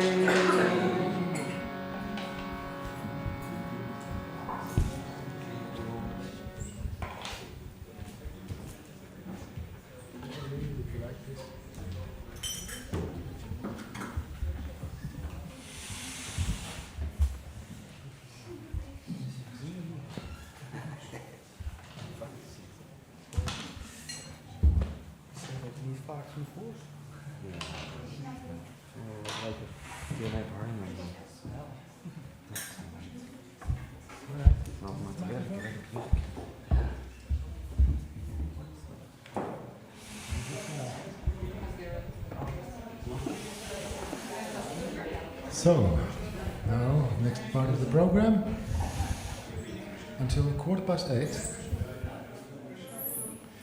reading of the Krishna book, the Pastimes of Krishna. And we're just here now with conversations between Rukmini and Krishna. And we always start with a little song.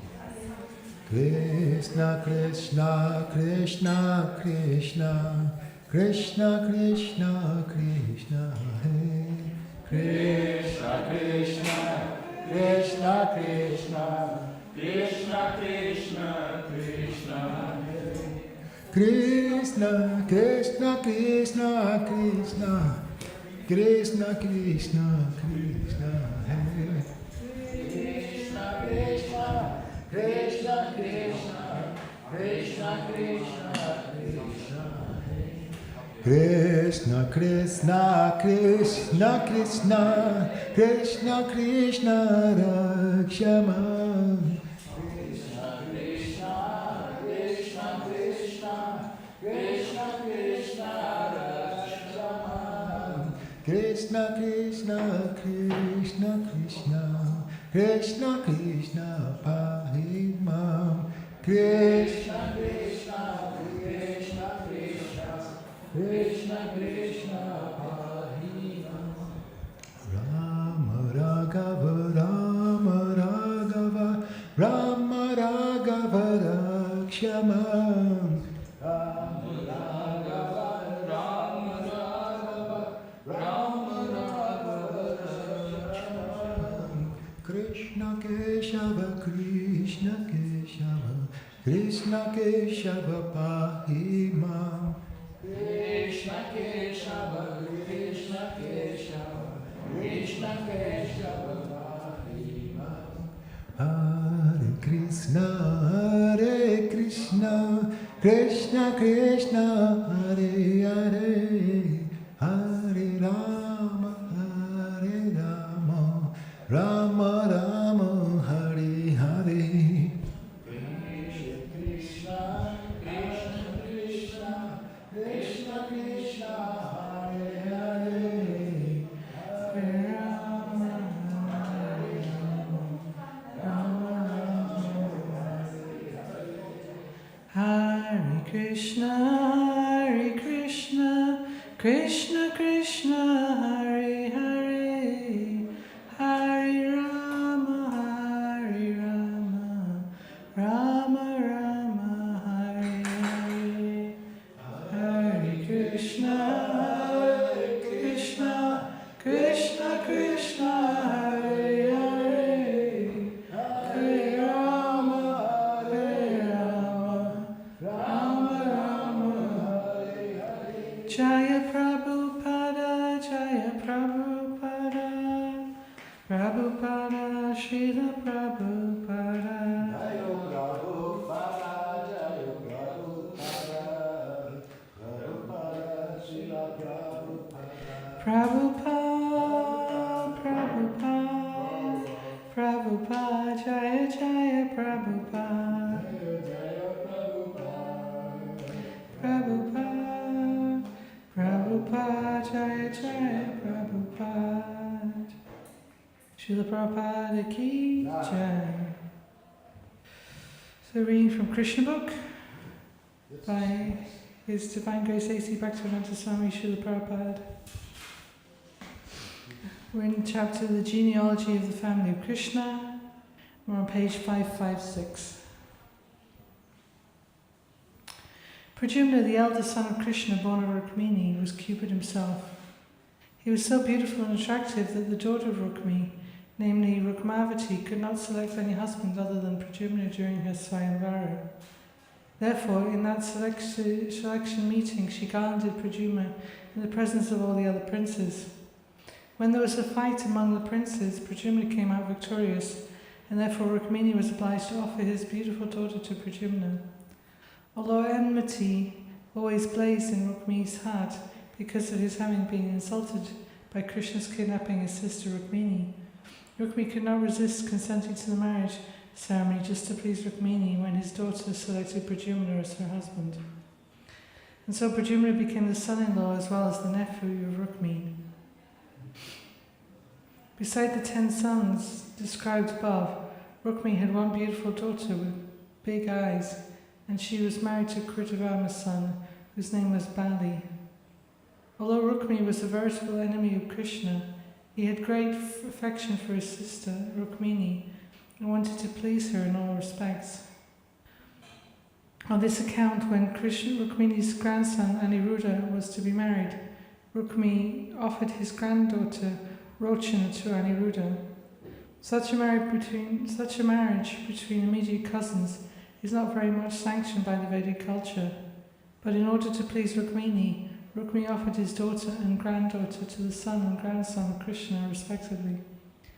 In this way, when the negotiation of the marriage of Aniruddha with Rochana was complete, a big marriage party accompanied Aniruddha and started from Dwarka. They travelled until they reached Bojakata, which Rukmini had colonized after his sister had been kidnapped by Krishna.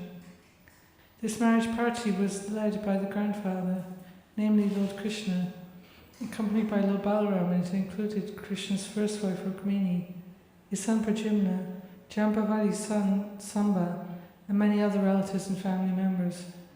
They reached the town of Bojakata, and the marriage ceremony was peacefully performed. The king of Kingala was a friend of Rukmini's and gave him the ill advice to play chess with Balaram and thus defeat him in a bet. Among Kshatriya kings, gambling on chess was not uncommon. If someone challenged a Kshatriya to play on the chessboard, the Kshatriya could not refuse the challenge. Sri Balaramji was not a very expert chess player, and this was known to the king of Kingala. So, Rukmini was advised to retaliate against the family members of Krishna by challenging Balaram to play chess. Although not an expert chess player, Sri Balaramji was very enthusiastic in sporting activities. He accepted Rukmini's challenge and sat down to play, betting with his gold coins, and Balaram first of all challenged with 100 coins. Then 1,000 coins, then 10,000 coins. Each time Balaram lost and Rukmini was victorious. Sri Balaram's losing the game was an opportunity for the king of Kingala to criticize Krishna and Balaram. Thus the king of Kingala was talking jokingly while purposefully showing his teeth to Balaram. Because Balaram was the loser in the game, he was a little intolerant. of the sarcastic joking words and became somewhat agitated. Rukmi again challenged Balaram and made a bet of 100,000 gold coins, but fortunately this time Balaram won. Nonetheless, out of cunningness, Rukmi claimed that Balaram was the loser and that he himself had won. Because of this lie, Balaramji became most angry with Rukmi. His agitation was so sudden and great that it appeared like a tidal wave in the ocean of a full moon day. Balaram's eyes are naturally reddish, and when he became agitated and angry, his eyes became more reddish. This time he challenged and made a bet of 100 million coins. Again, Balaram was the winner according to the rules of chess, but Rukmi again cunningly claimed that he had won. Rukmi appealed to the princes present, and he especially mentioned the name of the king of Kingala. During the dispute, there was a voice from the sky, and it announced that for all honest purposes, Balaram was the actual winner of the game, that he was being abused, and that the statement of Rukmi that he had won was absolutely false. In spite of this divine voice, Rukmini insisted that Balarama had lost, and by this persistence it appeared that he had death upon his head. Falsely puffed up by the ill advice of his friend, he did not give much importance to the oracle, and he began to criticize Balaramji. He said, "My dear Balaramji, you two brothers, cowherd boys only, may be very expert in tending cows, but how can you be expert in playing chess or shooting arrows on a battlefield? These arts are well known only to the princely order." Hearing this kind of pinching talk by Rukmini and hearing the loud laughter of all the other princes present here, Lord Balaram became as agitated as burning cinders. He immediately took his club in his hand and, without further talk, struck Rukmini on the head. From that one blow, Rukmini fell down immediately and was dead and gone. Thus Rukmi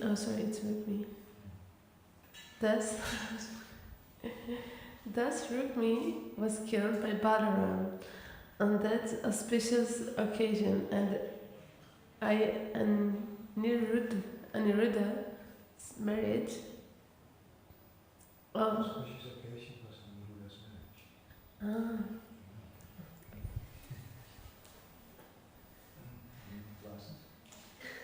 Hey, the car.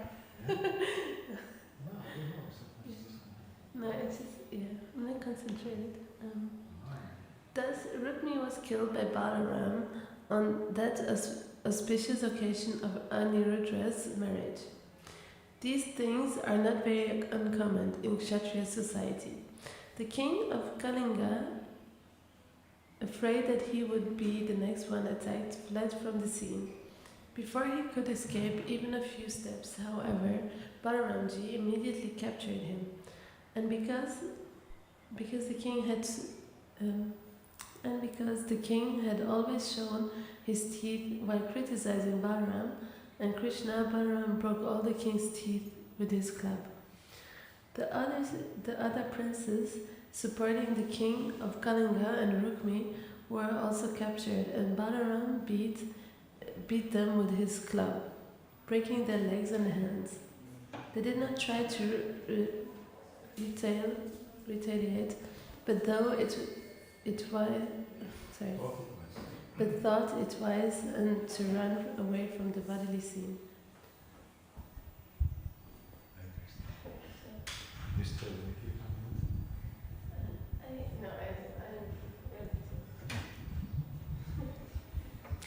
During the strife between Balaram and Rukmi, Lord Krishna did not utter a word, for he knew that if he supported Balaram, Rukmini would be unhappy. And if he said that the kill of Rukmini was unjust, then Balaram would be unhappy, and therefore Lord Krishna was silent on the death of his brother-in-law Rukmi on the occasion of his grandson's marriage.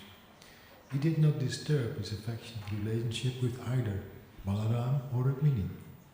After this, the bride and the bridegroom were ceremoniously seated on the chariot, and they started for Dwarka, accompanied by the bridegroom's party. The bridegroom's party was always protected by Lord Krishna, the killer of the mother demon. Thus, they left Rukmini's kingdom, Jakarta, and happily started for Dwarka. Thus ends the Bhaktivedanta purport of the 61st chapter of Krishna, the genealogy of the family of Krishna. Genealogy. I'm not a genius, that's clear. Chapter 62, the meeting of Usha and Aniruddha. The meeting of Aniruddha and Usha, which caused a great fight between Lord Krishna and Lord Shiva, is very mysterious and interesting. Maharaj Parikshit was eager to hear the whole story of Sukadeva Goswami, and thus Sukadeva narrated it. My dear king, you must have heard the name of King Bali. He was a great devotee who gave in charity all that he had, namely the whole world, to Lord Vamana, the incarnation of Vishnu as a dwarf Brahmana. King Bali had 100 sons, and the oldest son of all of them was Banasura. Thank you, Prabhu. This great hero, Banasura, born of Maharaja Bali, was a great devotee of Lord Shiva and was always ready to render service unto him. Because of his devotion, Banasura achieved a great position in society, and he was honored in every respect. Actually, he was very intelligent and liberal also, and his activities are all praiseworthy because he never deviated from his promise and word of honor. He was very trustful and fixed in his own goal. In those days, he was ruling over the city of Sonitapura. By the grace of Lord Shiva, Banasura had 1,000 arms, and he became so powerful that even demigods like King Indra were serving him most obediently. Long ago, when Lord Shiva was dancing in the celebrated fashion called Tandava Nitra, for which he is known as Nataraja, Banasura helped Lord Shiva in his dancing by rhythmically beating the drums with his 1,000 hands. Lord Shiva is well known as Asutosha, very easily placed. And he is also very affectionate to his devotees. He is a great protector for the person who takes shelter of him, and is master of all living entities in the material world. Being pleased with Banasura, he said, "Whatever you desire, you can have from me, for I am very much pleased with you." Banasura replied, "My dear Lord, if you please, you can remain in the city just to protect me from the hands of my enemies." Once upon a time, Banasura came to offer his respect to Lord Shiva by touching the lotus feet of Lord Shiva with his helmet, which was shining like the sun glow. He offered his obeisances unto him. While offering his respectful obeisances, Banasura said, "My dear Lord, anyone who has not fulfilled his ambition will be able to do so by taking shelter of your lotus feet, which are just like a desired tree, from which one can take anything he desires. My dear Lord, you have given me 1,000 arms, but I do not know what to do with them. They are simply a burden. I cannot use them properly in fighting, since I cannot find anyone competent to fight with me, except your Lordship, the original father of the material world. Sometimes I feel a great tendency to fight with my arms, and I go out to find a suitable warrior. Unfortunately, everyone flees, knowing my extraordinary power. Being baffled at not finding a match, I satisfied the itching of my arms by beating them against the mountains. In this way, I tear my great mountains to pieces. Lord Shiva realized that his benediction has become troublesome for Banasura and addressed him. "You rascal, you are very eager to fight, but since you have no one to fight with, you are distressed, although you think that there is no one in the world to oppose you except me. I say that you will eventually find such a competent person. At the time your days will come to an end, and your flag of victory will no longer fly. And then you will see your false prestige smashed to pieces." Thank you.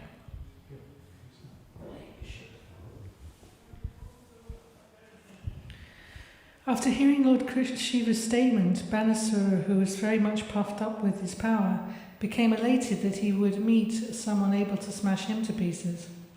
Banasura then returned home with great pleasure, and he always waited for the day when the suitable fighter would come to cut down his strength. He was such a foolish demon.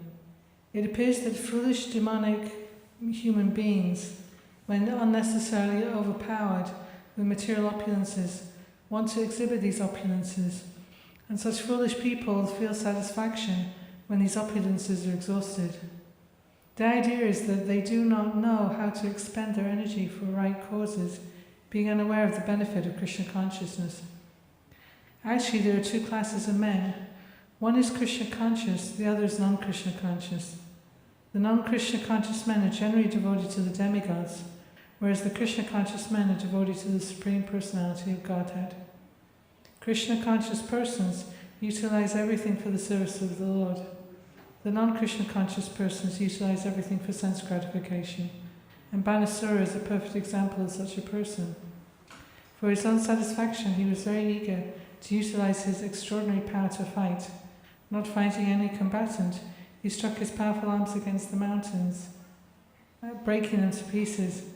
In contrast to this, Arjuna also possessed extraordinary powers for fighting, but he used them only for Krishna. Banasura had a very beautiful daughter whose name was Usha. When she had attained the age of marriage and was sleeping amongst her many girlfriends, she dreamt one night that Aniruddha was by her side and that she was enjoying a conjugal relationship with him, although she had never actually seen him or heard of him before. She woke from her dream exclaiming very loudly, "My dear beloved, where are you?" Being exposed to her friends in this way, she became a little bit ashamed. One of Usha's girlfriends was Chitralekha, who was the daughter of Banasura's prime minister. Chitralekha and Usha were intimate friends, and out of great curiosity, Chitralekha asked, "My dear beautiful princess, as of yet you are not married to any young boy, nor have you seen any boys until now, so I'm surprised that you're exclaiming like this. Who are you searching after? Who is your suitable match?"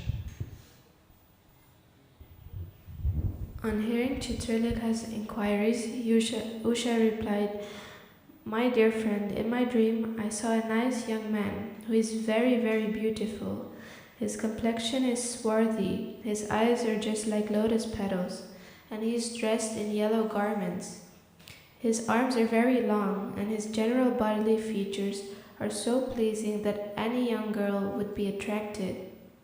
I feel much pride in saying that this beautiful young man was kissing me, and I was very much enjoying the nectar of his kissing.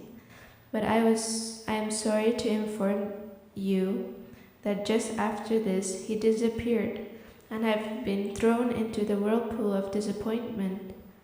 My dear friend, I am very anxious to find this wonderful young man, the desired lord of my heart." After hearing Usha's words, Chitralekha immediately replied, "I can understand your bereavement, and I assure you that if this boy is within these three worlds, the upper, middle, and lower planetary systems, I must find him for your satisfaction. If you can identify him from your dream, I shall bring you peace of mind. Now let me draw some pictures for you to inspect, and as soon as you find the picture of your desired husband, let me know. It doesn't matter where he is, I know the art of bringing him here. So, as soon as you identify him, I shall immediately arrange for it." Chitralekha, while talking, began to draw many pictures of the demigods inhabiting the higher planetary systems. Then pictures of the Gandharvas, Siddhas, Charanas, Panangas, Daityas, Vidyadharas and Yakshas, as well as many pictures of human beings. The statements of Srimad Bhagavatam and other Vedic literatures prove definitely that on each and every planet there are living entities of different varieties. Therefore, it is foolish to assert that there are no living entities but those on this earth. Chitralekha drew many pictures. Among the human beings she drew were members of the Vrishni dynasty, including Vasudeva, the father of Krishna, Surasena, the grandfather of Krishna, Sri Balaramji, Lord Krishna, and many others. When Usha saw the picture of Pradyumna, she became a little bashful. But when she saw the picture of Aniruddha, she became so bashful that she immediately lowered her head and smiled. Having found the man she was seeking, she identified the picture to Chitralekha as that was the man who had stolen her heart.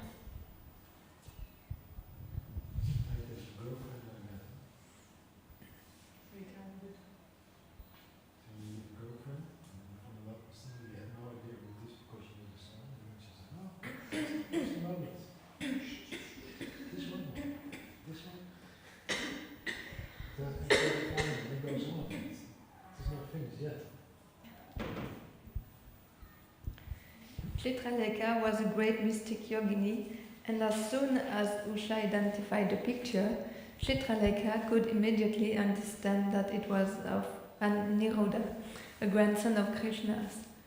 Although neither she nor Usha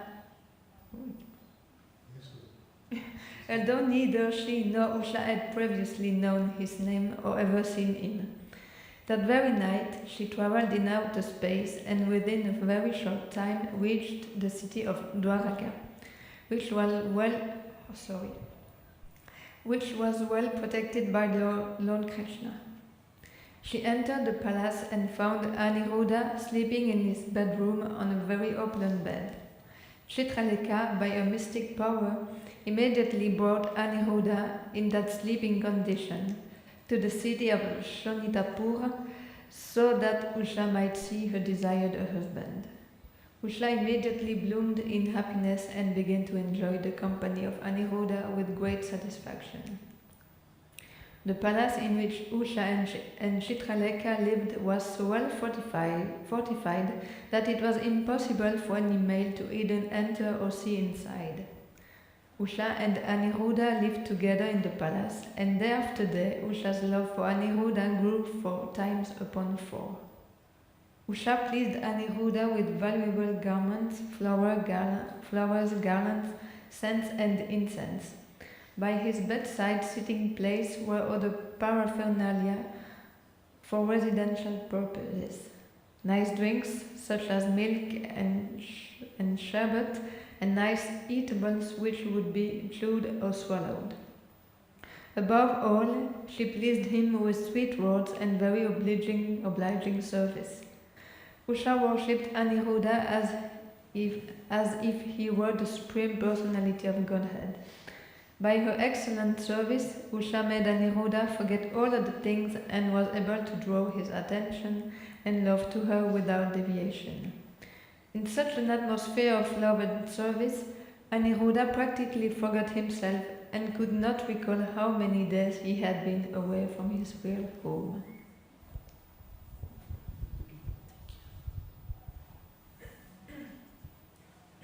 In due course of time, Usha exhibited some bodily symptoms by which it could be understood that she was having intercourse with a male friend.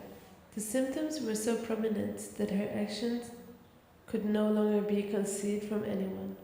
Usha was always cheerful in the association of Aniruddha. She did not know the bounds of her satisfaction. The housekeeper and the guards of the palace could guess very easily that she was having relations with a male friend, and without waiting for further developments, all of them informed their master, Banasura. In the Vedic culture, an unmarried girl having association with a male is the greatest disgrace to the family. And so the caretakers cautiously informed their master that Usha was showing symptoms indicating a disgraceful association. The servants informed the master that they were not at all neglectful in guarding the house, being alert day and night against any young man who might enter. They were so careful that a male could not even see what was going on there, and so they were surprised that she had become contaminated. Since they could not trace out the reason for it, they submitted the whole situation before their master. Banasura was shocked to understand that his daughter Usha was no longer a virgin maiden. This weighed heavily on his heart, and without delay he rushed towards the palace where Usha was living. There he saw that Usha and Anirudra were sitting together and talking. They looked very, very beautiful together. Anirudra being the son of Pradyumna, who was Cupid himself. Banasura saw his daughter and Anirudra as a suitable match. Yet, for family prestige, he did not like the combination at all. Banasura could not understand who the boy actually was. He appreciated the fact that Usha could not have selected anyone in the three worlds more beautiful. Anirudra's complexion was brilliant and swarthy. He was dressed in yellow garments and had eyes just like lotus petals. His arms were very long, and he had nice curling bluish hair. The garland rays of his glittering earrings and the beautiful smile on his lips were certainly captivating. Still, Banasura was very angry. When Banasura saw him, Aniruddha was engaged in playing with Usha. Aniruddha was nicely dressed, and Usha had garlanded him with various beautiful flowers. Reddish kumkum powder put on the breasts of the women was spotted here and there on the garlands, indicating that Usha had embraced him. Banasura was struck with wonder that even in his presence, Aniruddha was peacefully sitting in front of Usha. Aniruddha knew, however, that he would be the father-in-law, that his would-be father-in-law was not at all pleased, and that he was gathering many soldiers in the palace to attack him. Thus, not finding any other weapon, Aniruddha took hold of a big iron rod and stood up before Banasura and his soldiers. He firmly took a posture, indicating that if he attacked, he would strike all of the soldiers down to the ground with his iron rod. Banasura and his company of soldiers saw that the boy was standing before them just like the superintendent of death, with his invincible rod. Now, under the order of Banasura, the soldiers from all sides attempted to capture and arrest him when they dared to come before him. Aniruddha struck them with the rod, breaking their heads, legs, arms and thighs, and one after another they fell to the ground. He killed them just as the leader of a pack of boars kills barking dogs, one after another. So in this way, Aniruddha was able to escape the palace. Banasura knew various arts of fighting, and by the grace of Lord Shiva, he knew how to arrest his enemy by the use of the Nakapasa, snoot nose, snake nose. And thus he seized Aniruddha as he came out of the palace. When Usha received the news that the father had arrested Aniruddha, she was overwhelmed with grief and confusion. Tears glided from her eyes, and being unable to check herself, she began to cry very loudly. Thus ended the Bhaktivedanta purport, the 62nd chapter of Krishna, the meeting of Usha and Aniruddha. Thanks, Prabhu.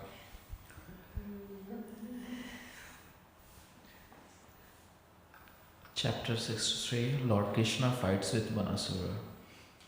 When the 4 months of the rainy season passed and Aniruddha had still not returned home, all the members of the Yadu family became much perturbed. Perturbed means like disturbed? Confused. Confused, okay.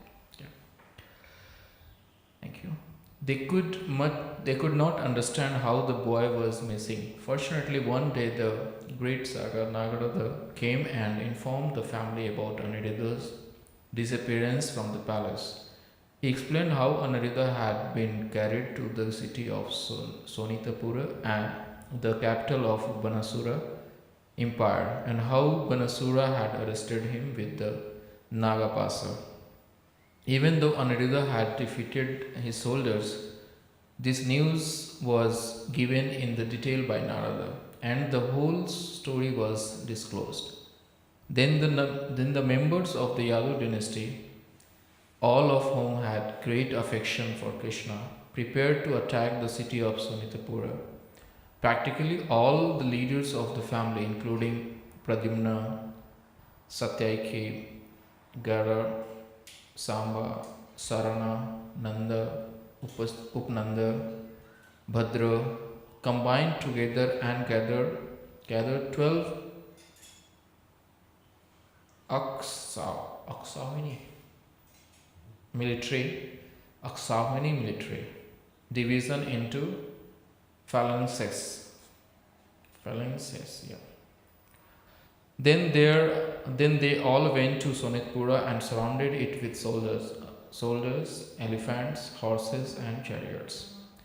Banasura heard that the soldiers of the Yadu dynasty were attacking the whole city, tearing down various walls, gates, and nearby gardens. Becoming very angry, he immediately ordered his soldiers, who were of equal caliber, to go and face them. Lord Shiva was so kind to Banasura that he personally came as the commander-in-chief of the military force, assisted by his heroic son Kartikeya and Ganpati. Nandiswara, Lord Shiva, seated on his favorite bull, led the fighting against Lord Krishna and Balarama. We can simply imagine how fierce the fighting was. Lord Shiva with his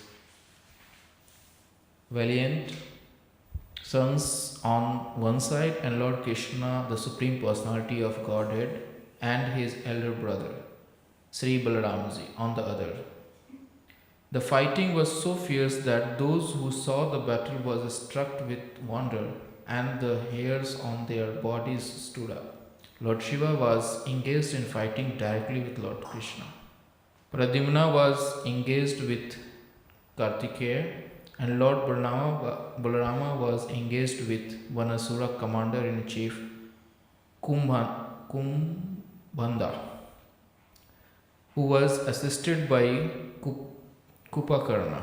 Samba, the son of Krishna, fought the son of Banasura, and Banasura fought Satyaki, commander-in-chief of the Yadu dynasty. In this way, the fighting was waged.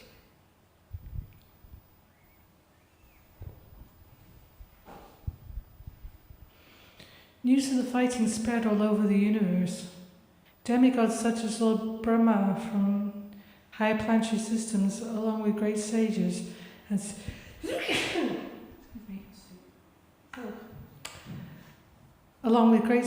saintly persons, siddhas, charanas, and gandharvas, all being very curious to see the fight between Lord Shiva and Lord Krishna and their assailants, hovered over the battlefield in their aeroplanes. Lord Shiva is called Bhutanath because he is assisted by various types of powerful ghosts and denizens of the inferno. Bhutas, Pretas, Pramatas, Guyakas, Dakinis, Pesachas, and Kushmandas, Vetalas, Vinayakas, and Brahma Rakshasas. Of all kinds of ghosts, the Brahma Rakshasas are very powerful. They are Brahmanas who, after death, have entered the ghostly species of life.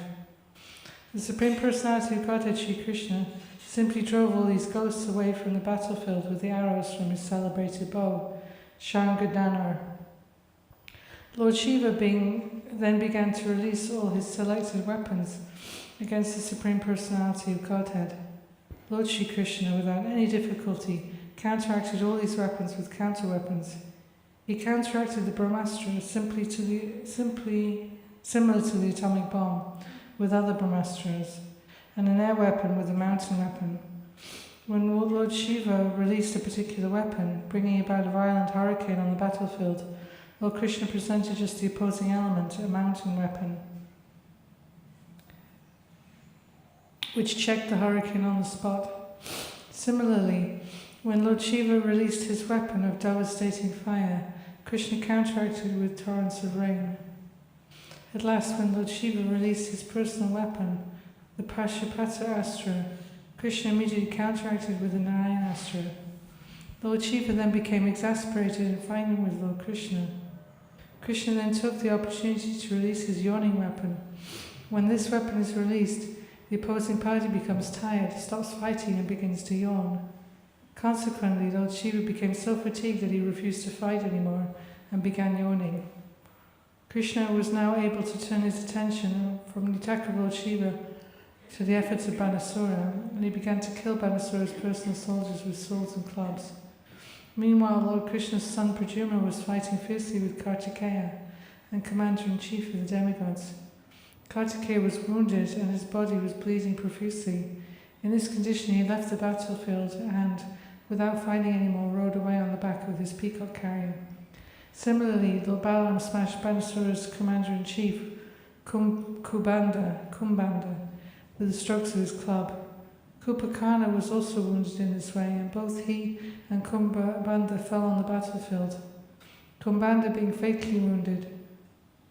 Without guidance, all of Banasura's soldiers scattered here and there. Can I ask why Shiva is fighting against Krishna? Because Shiva is a great devotee.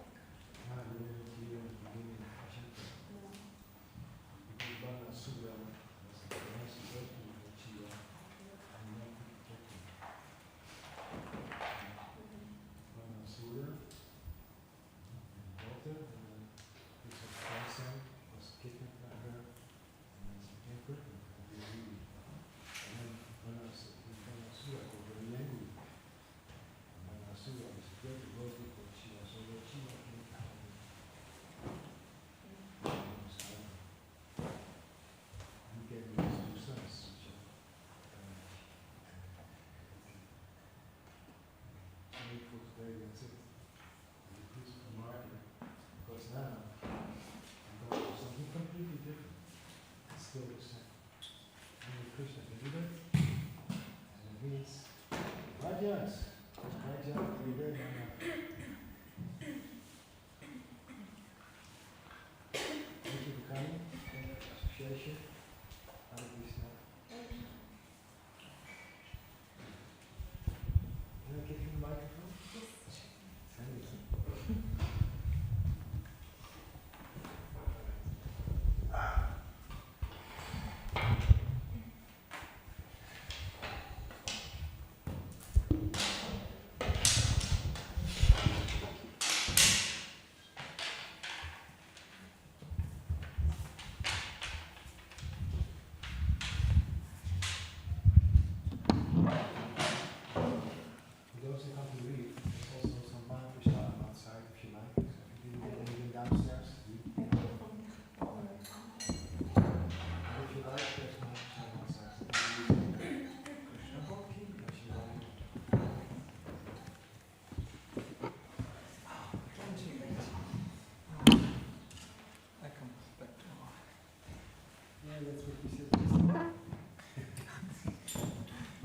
But I heard the nice story of Shiva and Krishna fighting. Isn't that amazing? Shiva was releasing and Krishna was releasing his weapon.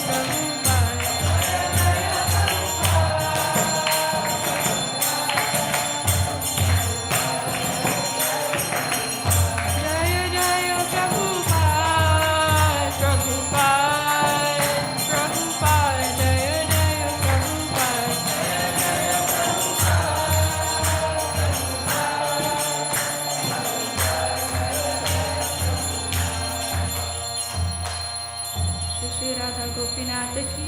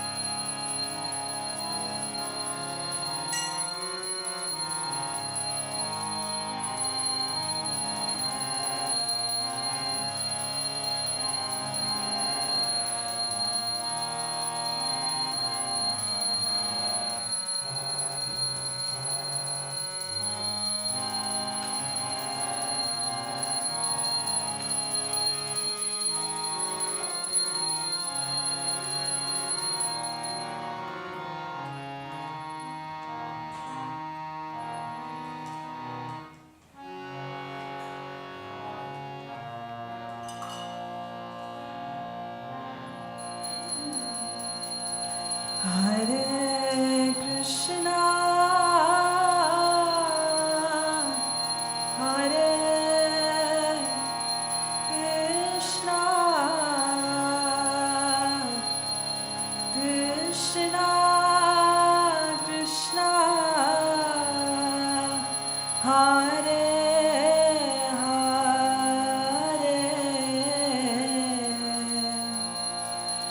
Hare Rama,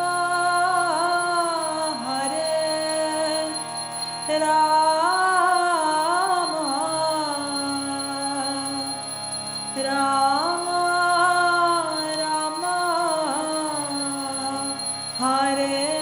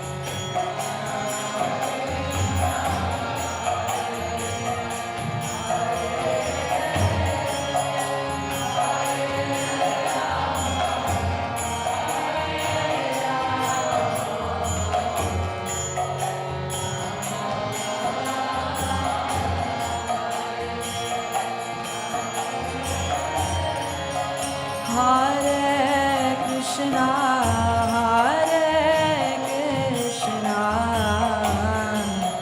Krishna Krishna, Hare Hare, Hare Rama, Hare Rama, Rama Rama, Hare Hare.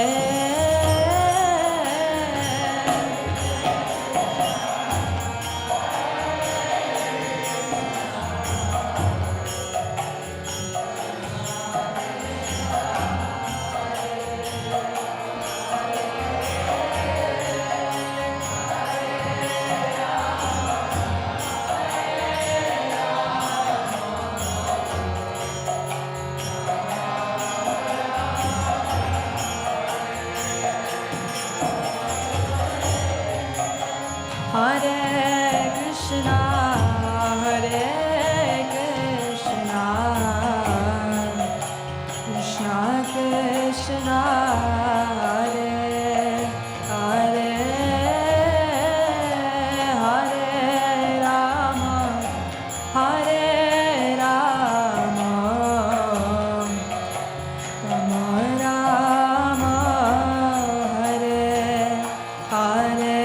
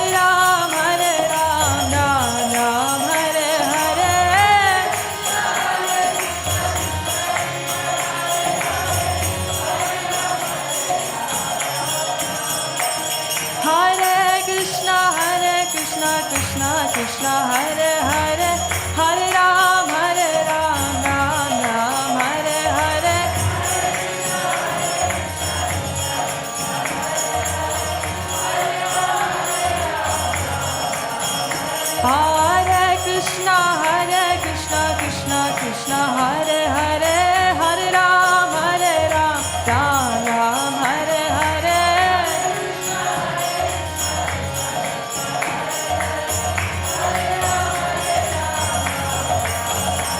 Hare Krishna, Krishna Krishna, Hare Hare, Hare Ram, Ram Ram, Hare Hare.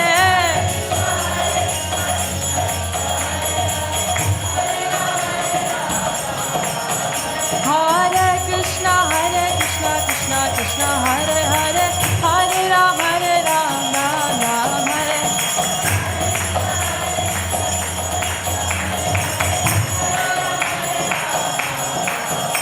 Hare Krishna, Krishna Krishna, Hare Hare, Hare Ram, Ram Hare Hare.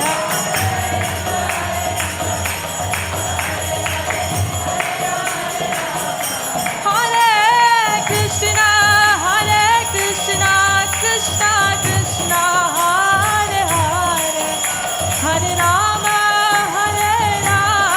Rama Rama, Hare Hare.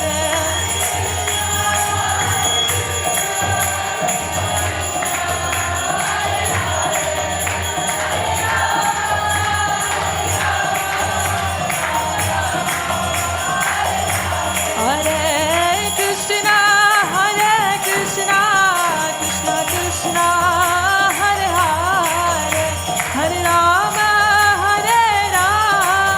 Rama Rama, Hare Hare.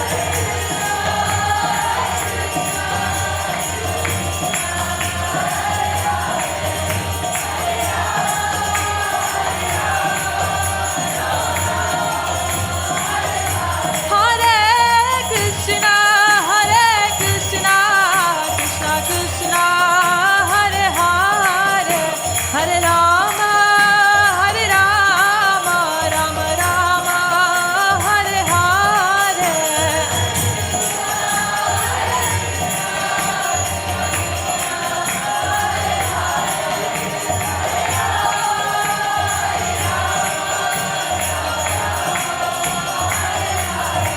Jaya Radha Gopinatha, Radha Gopinatha, Radha Gopinatha, Shri Radhe.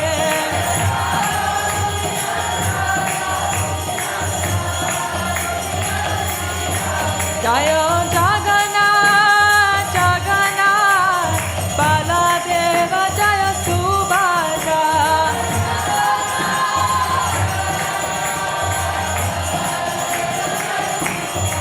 Jaya Gauranitai, Gauranitai, Gauranitai, Jaya Gauranitai.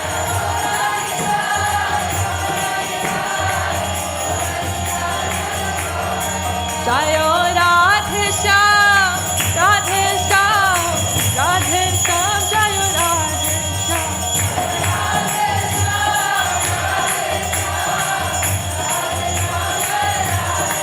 Jaya Krishna Balaram, Krishna Balaram, Krishna Balaram, Jaya Krishna Balaram.